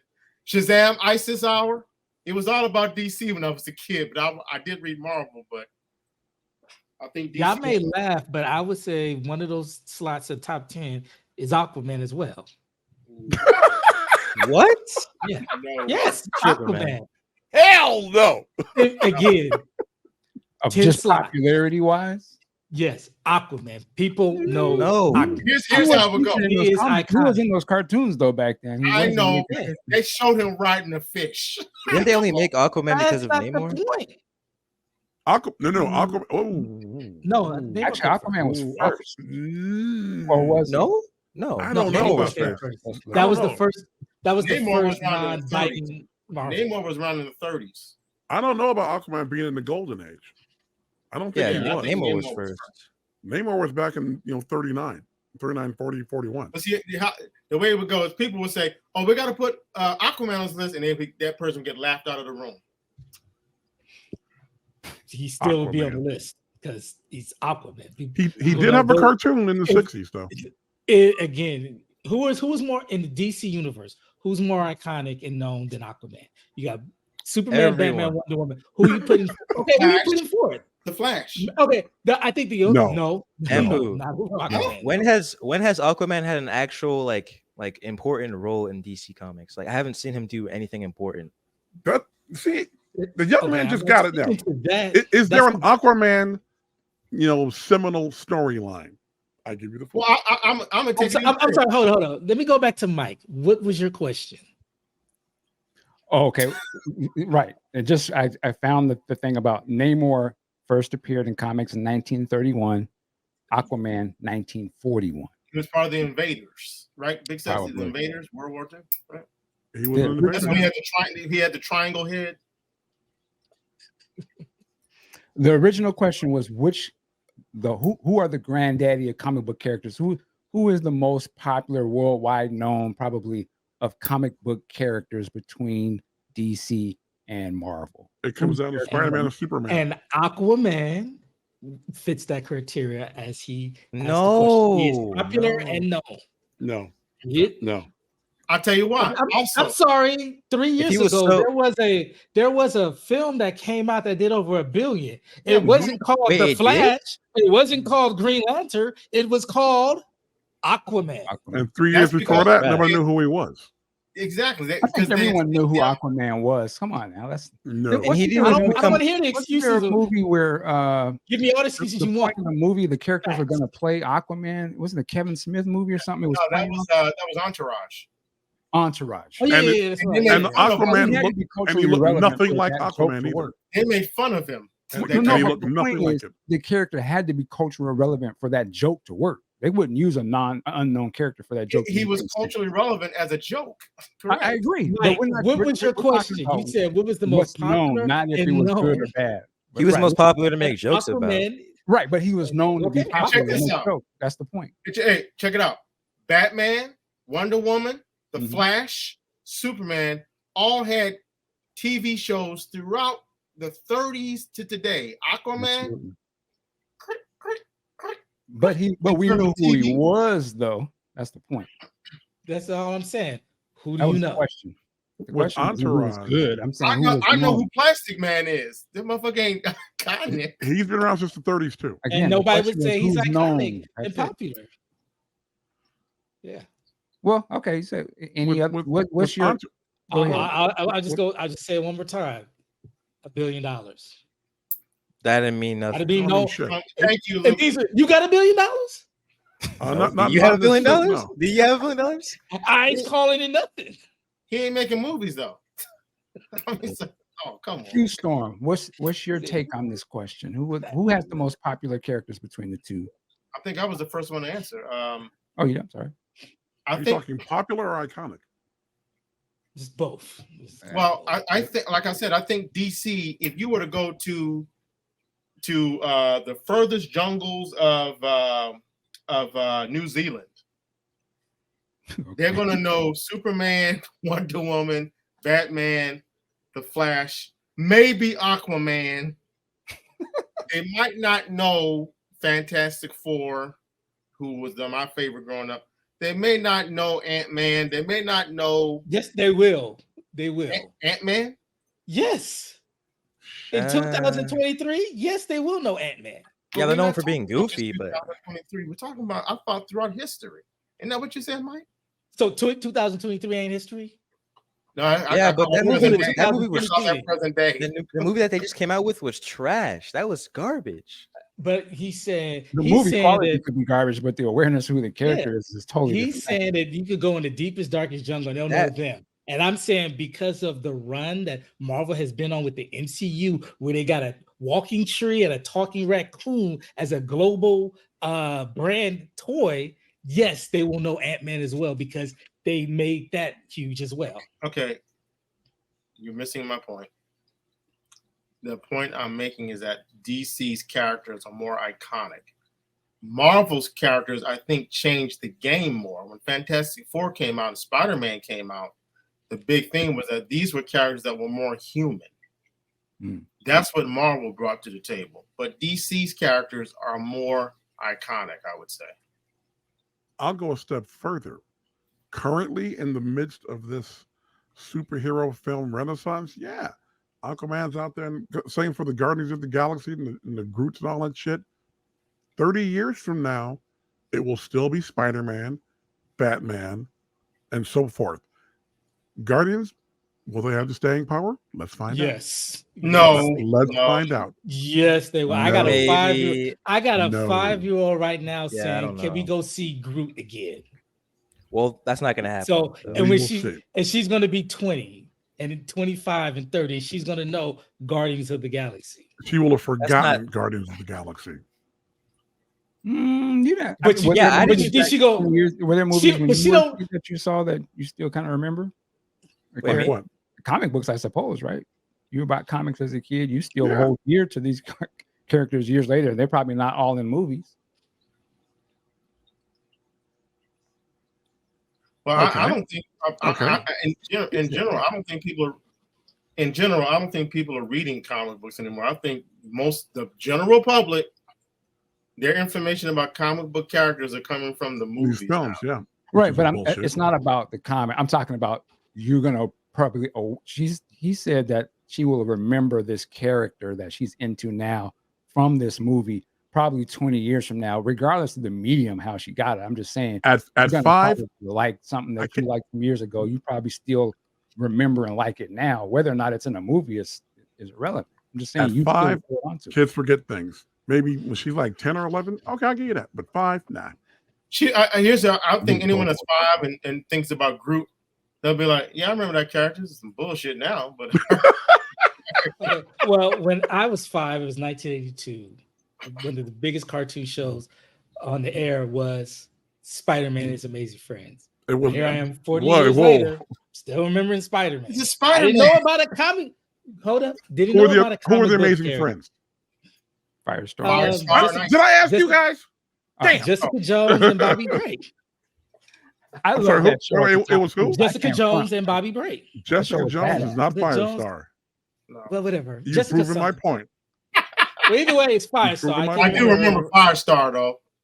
Yeah, I don't Her name remember is not her, Jessica her Jones. government name. I know it was Jessica. No, Angelica. you. Angelica Jones. you. There you go. Damn. Now what? Oh, now you want to? Yep, I remember. Did you give me the answer? Sway. That First was of a all- bad example. Big Sexy, that was a bad example. I remember it. If you Yeah, watch but I'm Spider-Man and His Amazing Friends, That, you remember. how long did it run? I don't even know, but don't matter. It ran One one season. season. It was bull. But it's Spider-Man. That's why we associated those characters with Spider-Man. And to a new generation, they're not associating. I don't feel that they have the attachment of Superman, Batman, Wonder Woman, Spider-Man that they are to these Groots and these Rocket Raccoons and Captain America and Thor and Iron Man. In our day, the big ones were Spider-Man, Wolverine, Superman, Batman, Wonder Woman, as you say. To this new generation, it's these other people: Wolverine, Captain America, Thor, because of the success of the Well, we got MCU. somebody from New Generation on the line right now. What say you? Ask the youngin. Yeah. Well, it hasn't really changed, but it's definitely not Groot and Guardians of the Galaxy. I don't know. I'm It here enter into the conversation of what you're into, Lucas, in terms of these fantasy characters, because I don't think we've mentioned them at all. Well, now I think it's more into like Japanese manga. I think it's starting to become Oh, even that's more bad popular. talking right there. No, I'm serious. I'm serious. They're into it way We talk- deeper than me. Trust me. I think it's more how into many like, episodes of My son Naruto keeps did you telling watch, me, sir, real quick. I watched 700 episodes of one single anime. Damn. we didn't which have one? I 700 think it's- episodes of anime back then. Which Yeah. one? like he ain't lying. I Naruto. have a 14-year-old, and he every time I turn around, you need to watch My Hero Academia. You need to watch and I'm like, stop it, Gretchen. You're not going to make fetch happen. Stop it. Lucas, Yep. what is Naruto about? Don't even get me started. It's about the it's this ninja who wants to be like basically like the governor of his town. And the thing that's different about him is that literally everyone hates him, and like for absolutely no reason except that there was this incident with like a spiritual beast that like almost killed everyone. That's basically what it's about. But And they you end up see him from a little kid all the way Yeah, to a he goes man. he goes from a little kid, like it's in elementary school, and you watch him go through that, and then there's a time skip, and it cuts to him like where he's 16 years old, and then there's like 500 episodes of like a war and all this character building, and then it just ends. And then there's a new spinoff with his son, which sucks, but that's where it is at. And Auburn loves the spinoff. Where Trash. is Naruto now? Okay, wait, I'm sorry. I'm gonna need you to bring it back. What's the name of this? Because that sounds interesting as hell. Naruto. Where can Yeah. you see that? Oh, my I'm son, sorry. Naruto. There's on- My son, Lucas, My son is all over that. Lucas used to dress like him. You said Naruto? I'm not saying it in a bad way because I used to You wanna see dress Lucas like giving you the look, man. I know, but I'm not putting them Yeah. on. I'm just saying the influence of these shows. Yeah, You don't he's really right. understand. It's They're not- into it way deep, man. Naruto Like, there was was the a- one. I'm sorry. Go ahead. No, go on. Naruto was the one. My son, my son said, "Dad, you got to sit down and watch this." And I think it starts off with it's like he's a demon killer or something. Yeah, so he has like a spiritual, like, so you can have a spiritual beast, like it's like a host, kind of like Venom, This- kind of. Wait a minute. Naruto with the spiky brown hair and the ski funny mask headband? and the No. orange jumpsuit. The yellow hair, This you know, goes- jumpsuit. You trying to tell me this goofy looking dude has that hell of a story? And what? Okay. In what? Aquaman is better than that? Ooh, Wow. I see. Ah! I wasn't even. I was. First of all, yes. Have you? I'm asking, If you ever read shout out. JLA Earth Shout 2, then I don't want to hear what you got to say. Secondly, I was paying a compliment because I've been seeing this character for about 5 to 10 years, but never got into it. But you convinced me I need to go watch it because that sounds like a dope You should. story. It's a classic, like it's kind of like Dragon Ball, like it's the first anime you watch. I It's don't supposed like to- I don't like Dragon Ball, so don't. Whatever. Don't That's good are as the well. Comics today. That's the Yeah. point, though. That's how we was in the It- comics back then.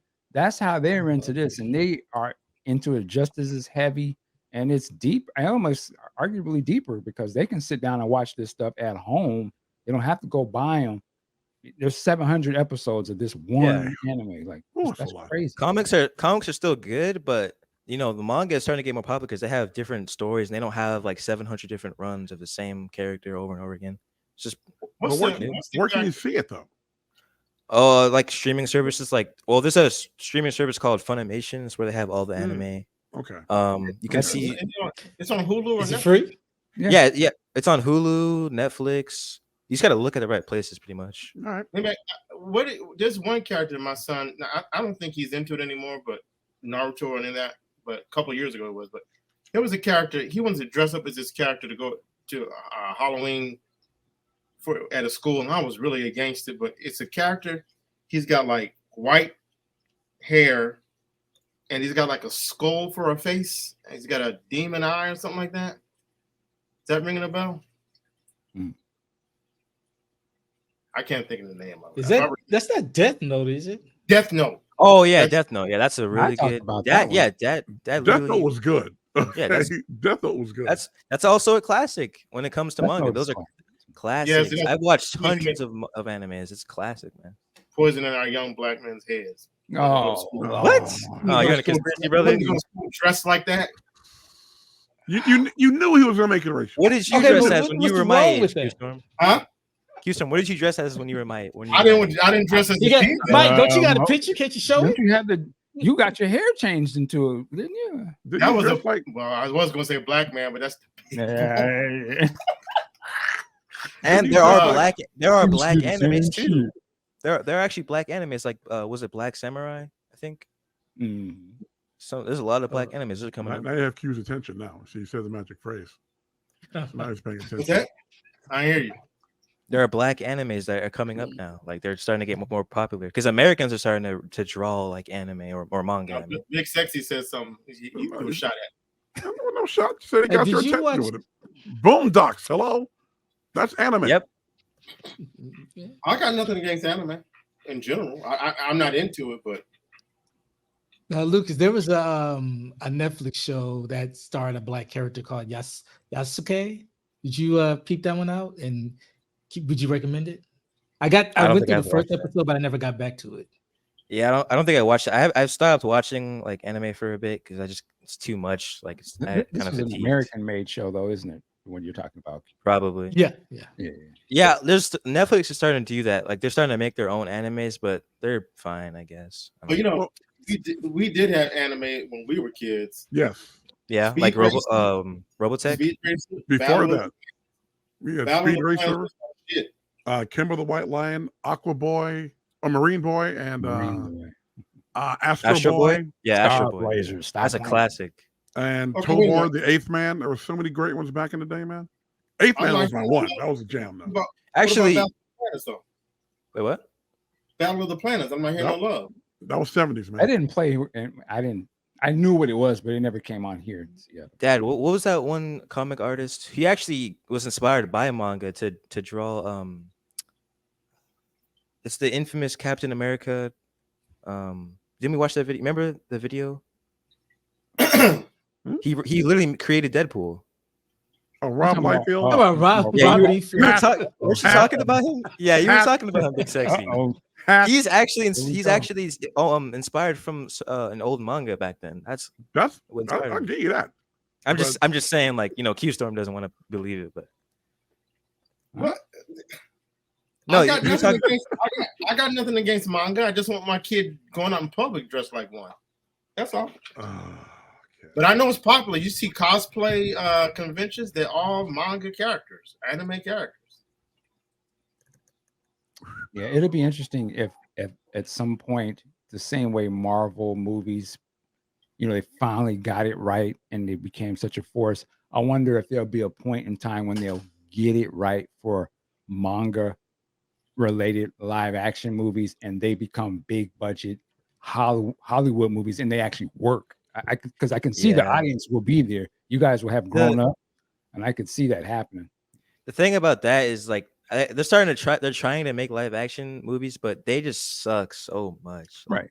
But I think What's by the the time live your action generation becomes the people that are making the movies, Yeah, like They know it'll be how to it'll be do it. better. yeah, Yeah. I can see them being huge. Americans are notorious for taking properties, IP properties from overseas, and Americanizing them and fucking them up. But also being very influenced by them, of course. You can be influenced, Yeah. yeah. Like Yeah, the Big Seven, Sexy's right. Samurai, you know, there's tons of American movies based off of that. There are classics, you know, big movies. I could see the same thing happen with this, where they get it right, where they get somebody who knows the tone of how that movie's supposed to go, like Lucas's age and becomes in his 20s and gets into Hollywood and like, I can make Akira, or I can make the Naruto movie, but from the people who really love it and know how to make it right. Just as it took time for Marvel to get to make those movies right. Them early Marvel movies was hot trash back in the day. Well, which ones? Daredevil, Fantastic Four. John, Oh, Fantastic Four. Fantastic There's Four was Okay, God. all right, all right. Elektra. All right, you win. What was my man's name? The Roger Corman Fantastic Four. Captain my America. Yeah, God. Captain America. Yep, Chris Evans. Oh. Those movies were trash, but it took time. But then when the people who really knew the stories enough and were good at filmmaking, when Hear they that, got a Anthony? chance- People who knew the stories, butthead. People who knew Aquaman. the stories. shots fired. Now, let me Actually, I ask, think let me go ask on. young Lucas this. How old are you, Lucas? 15. Are you still reading comic books? Yeah, I want to get even more into comic books because I know they're starting to die out now. But Let me ask you this: as a young reader, does it deter you from seeing, like, for instance, Detective went back to original numbering of like it said like 1,000 whatever the fuck. If as a new reader, does that deter you from seeing that, from reading that book because the numbers are so high? no, I honestly don't care. Like, if I can just sit down and read it, that's all that matters.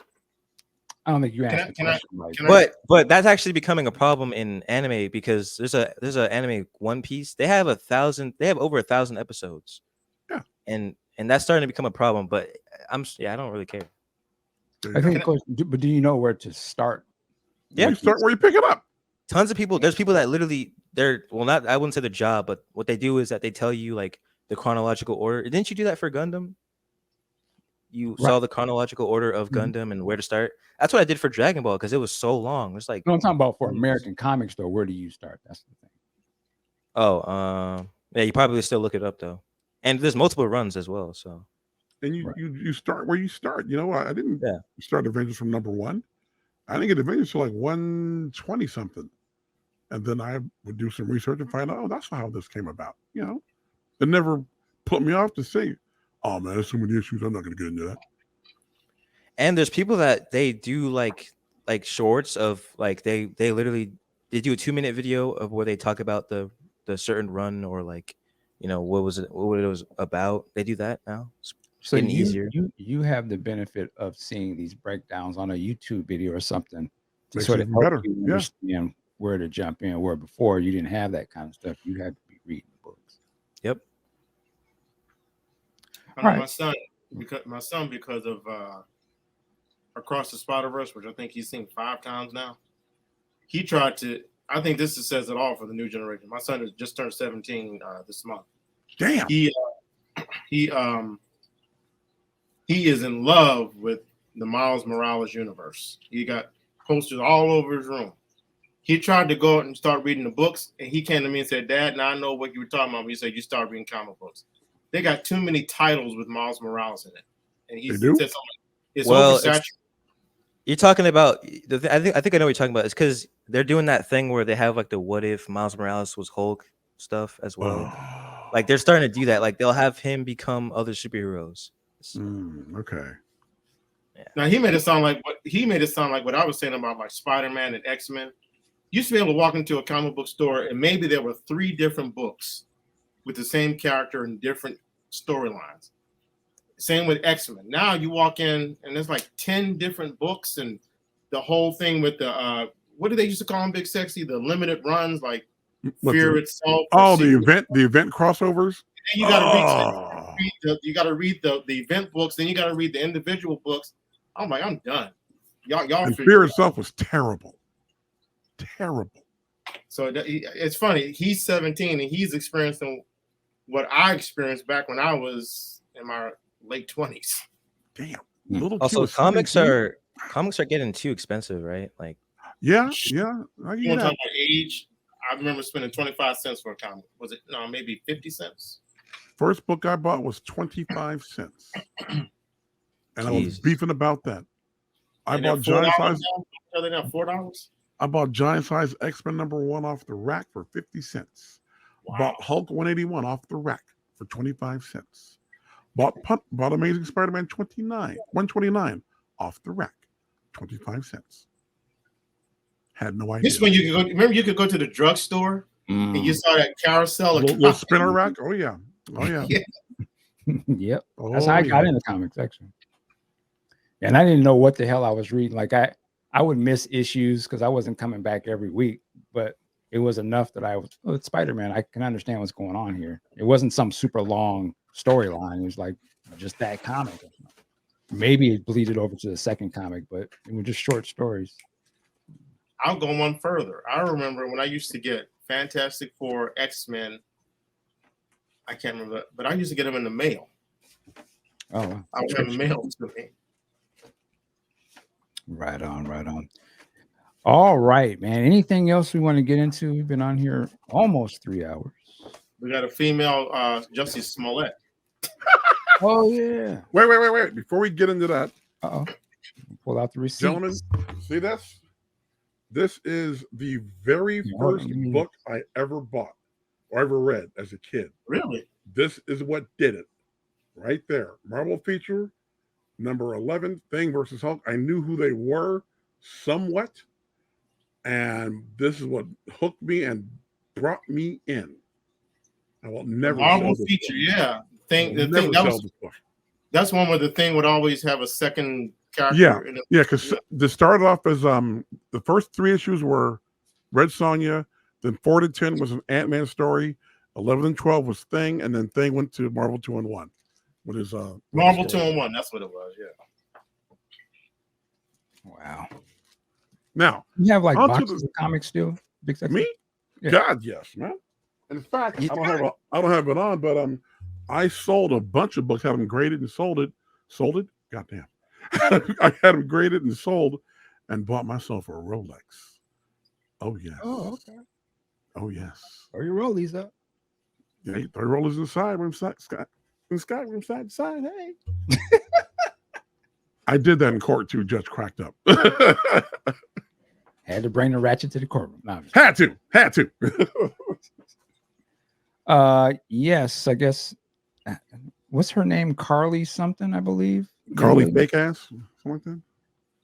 lady. What did she do? Because I'm hearing different things. What exactly happened? Carly Who Ross. knows the Oh, story? the fake kidnapping stuff. Yes.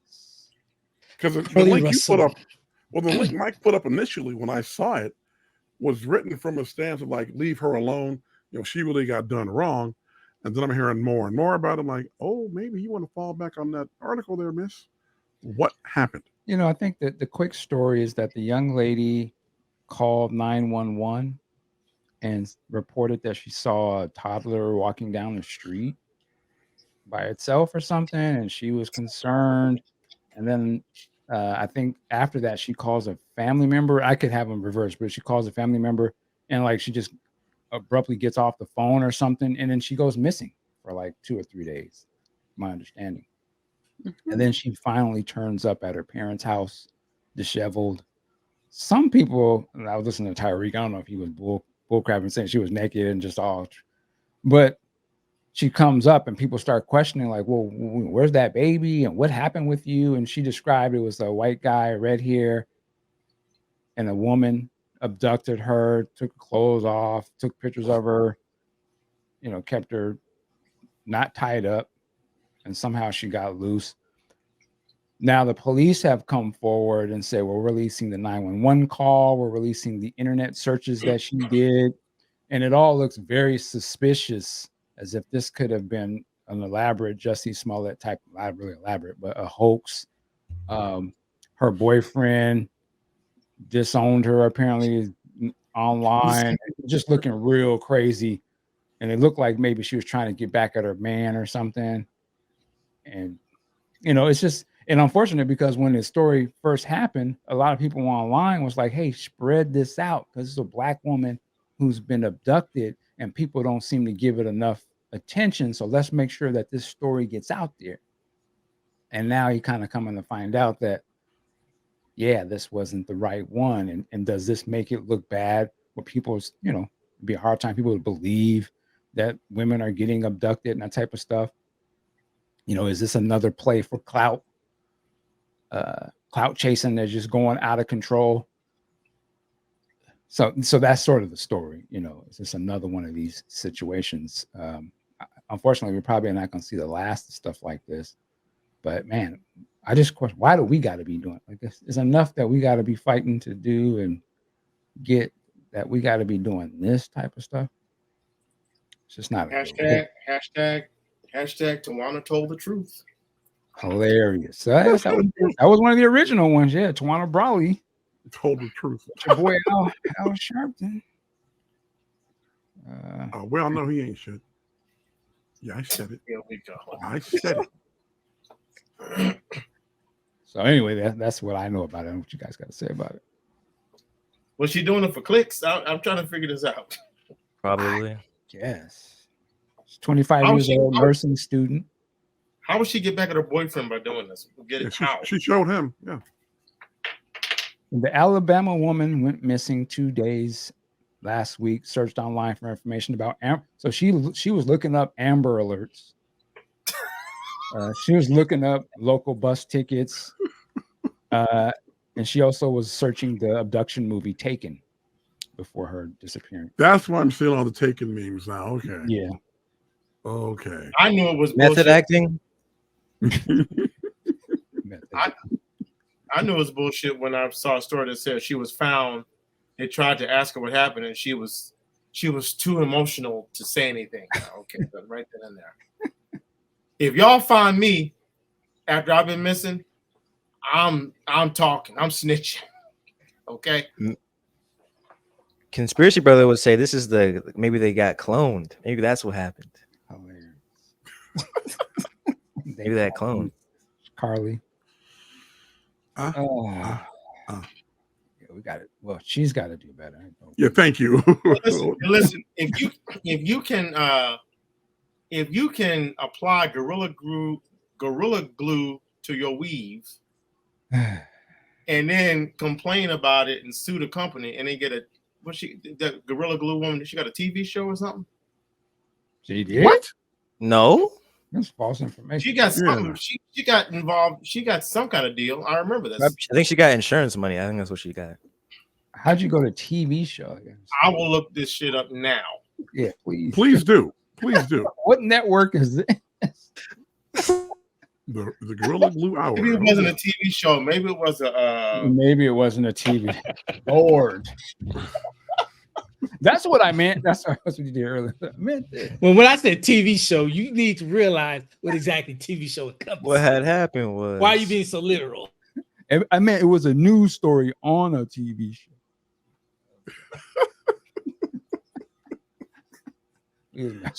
You looking at me seriously, boy. I could be wrong. I know. I remember reading that she got some type of deal. Maybe it wasn't a TV show. Maybe it was a YouTube deal, something or a YouTube All right. deal. Okay. I think they helped her with the money to get her like their stuff removed or whatever. I think Mm. that's what it was. And they maybe they filmed that or something. Yeah, they did actually. That was the TV. That's the TV show I meant.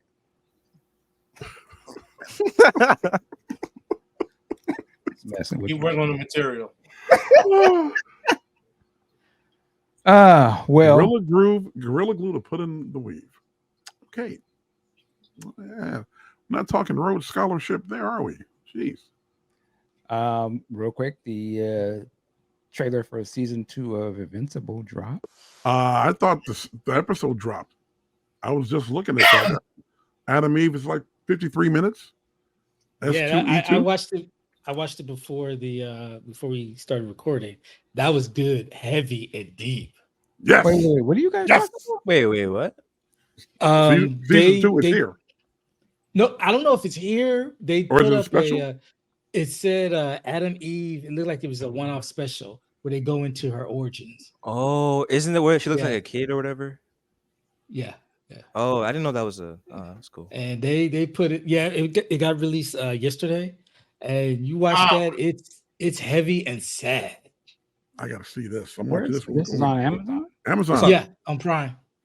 Did anyone know that? I didn't know any. I turned on the Fire Stick and they said Adam Eve watch episode. I'm like, what the hell is it? So I was thinking it was going to be like because they did the Boys, the animated. It was like 9 different episodes around the Boys universe. I thought, and it was like maybe 20 to 30 minutes. I thought it was going to be like a quick 20 little skit or adventure she went on. Nah, it was her whole origin story. I'm trying to look this up. When I type in Adam and Eve, It's on YouTube. First of all, if you type in Adam Eve, you can. there's something else coming up. So I want to make sure. Just go to Amazon. Should we run Amazon front page? What's That's it? fine. Adam and Eve. Adam or Adam Eve? Adam Eve. Oh, Adam. Because see, Adam and Eve is something else. Hold the ball game. Hold the ball game. Don't do it, son. Okay, can you find out Anyways. what you're looking for? Yes, it was not a TV show, but she did get her 15 minutes. She got she launched a hair care line and she released a song. Oh, not a song. Cardi B. Oh, you're right. Interesting. Released a song. I know Don't it was do something Don't do it. Something. Oh, we gotta watch this. Don't go to bed with Gorilla Glue on your head. Oh, no, don't do it. All right. Anything else before we get up out of here? It was Do you guys see the Mortal Kombat Call of Duty The Boys Peacemaker? what? They have in Call of Duty they have like characters. Oh, in the game, yes, in the game. Yeah, they had Homelander, Starlight.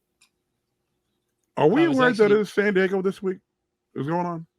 Comic-Con? Yes, Yeah. yes. I had no clue until I talked to my man not Robert Kirkman. Sean Kirkham, who used to work at Skybound. Yeah, Mark, I'm down there in San Diego. Is that this week? Yeah. Send me some shit. Had no clue. Because all the big studios aren't there, apparently. But there was an announcement. There is a new Punisher coming out in November, I believe. It is someone book else. or a TV show. New book. What part of the studios aren't going to be there? Didn't you hear? A new book, Punisher. It will not be Frank Castle for this particular stretch. The writer Did they says kill the this. Punisher or something like that? A what? Did they kill the Punisher in the books or something? They say he's missing, Oh. and the writer says this is going to be Danny Ketch to Frank Castle's Johnny Blaze. And for those of you who don't know who Danny Ketch is, he's the second Ghost Rider. So this might be interesting. I'm surprised it's not a woman. I thought they already did the Ghost Rider Punisher thing. No. I was just using that as a comparison with what the writer said. Oh, okay. So the second Punisher is coming out. I saw a couple of, art pieces of art from it. We will see. We will see. There's a new She-Hulk book coming out too. Yes, there is. Boring. Yes, there is. Cue the She-Hulk twerking. Man, Marvel. Love it. That was crazy. That show started out with such promise. I still think she's going to be one of the go-to characters moving forward. Because if you read her book, that's really not out of character for her. Well, isn't she like the fourth wall breaker? Like, yes. It's all meta. Yeah. Yes. Well, when John Byrne was doing her, that came out wrong. Pause. When John Byrne was the writer artist for the book. What? Lucas, Yeah. did you read Invincible in book form? No, but I really want to. That's what I want to get into Invincible. It looks really And cool. right above his side of his head, there is the compendium. Where? Anything in there? Oh, so you're already into it then. We ain't ready. You're right. Come on, Lucas, come on. I keep seeing these clips of like this dude that has like basically an Infinity Gauntlet. One of the Vulture Minds or something. Read the book. Trust me. Read the book. All right. Well, Lucas, this was your first time being on the show. I think you did pretty good. Fellas didn't tear you to shreds. Dude, Lucas is our little nephew, man. Come on now. I remember seeing a video clip of him when he was young that you put up online once. I think you went to go see him in Hawaii. And he opens the door and just this That was look his of daughter. joy. His daughter opened the door. And then Lucas He came was out. there too. And Lucas came out and just like, oh man, okay. And That's here he is right now, all deep voice. Well, you know, Dad, I don't think this is a good day. all and right. Q over here with little Q 17 now, the world traveler. Damn. He's driving my Prius. Thank you. All right. And see, you just lost it right there. I gave him my Prius. He's pissed off about that. Hey man, my son got a free car. He ain't pissed out about shit. He's driving. That's true. He is moving. Not on the bus. Well, Q Stone, where can they find you online, sir? You can find me at getfirstlevel.com. Get your gunslinging on. Did you handle that situation you had at your place there, Q? Which situation? You put up in the chat. You had to deal with a personnel situation. Man, that's so many of those. You got to be more specific. I can't remember. You had to fire a guy. Damn. Oh, that's gonna happen probably next month. Yes. Hope he's up. Hopefully he doesn't see this and you get your whole job on trouble because you blasted out his firing online before he heard. But I guess anything's possible. I didn't think about On that. his Elon. Lord. And Pooh, where can I find you? Why you get me in trouble, big sexy? Damn. Trying to set you up. You know what I'm saying? Lawsuits. See how these lawyers be working? You probably got to deal with that dude already in place. I don't know what you're talking about. And Pooh, sir. Where can they find you? Find me on Twitter and Instagram. If you know, you know. All right. You're not on the thread? I hate that phrase. What is I was Threads? on Threads for 2 days. I was done. What is Threads? It's Zuckerberg's carbon copy of Twitter. People thought it was going to take over, but people pretty much was like, nah, we're good. True Social. What's that? Truth Social. Another one? Mike, talk to him, please. I don't know what that is. You don't know what that is? I've That's heard of Donald it, but I don't really know what it is. It's Donald Trump's Trump. Twitter, basically. That's what his. Ah, okay. Shit. There you go. Ugh. Big sexy, sir.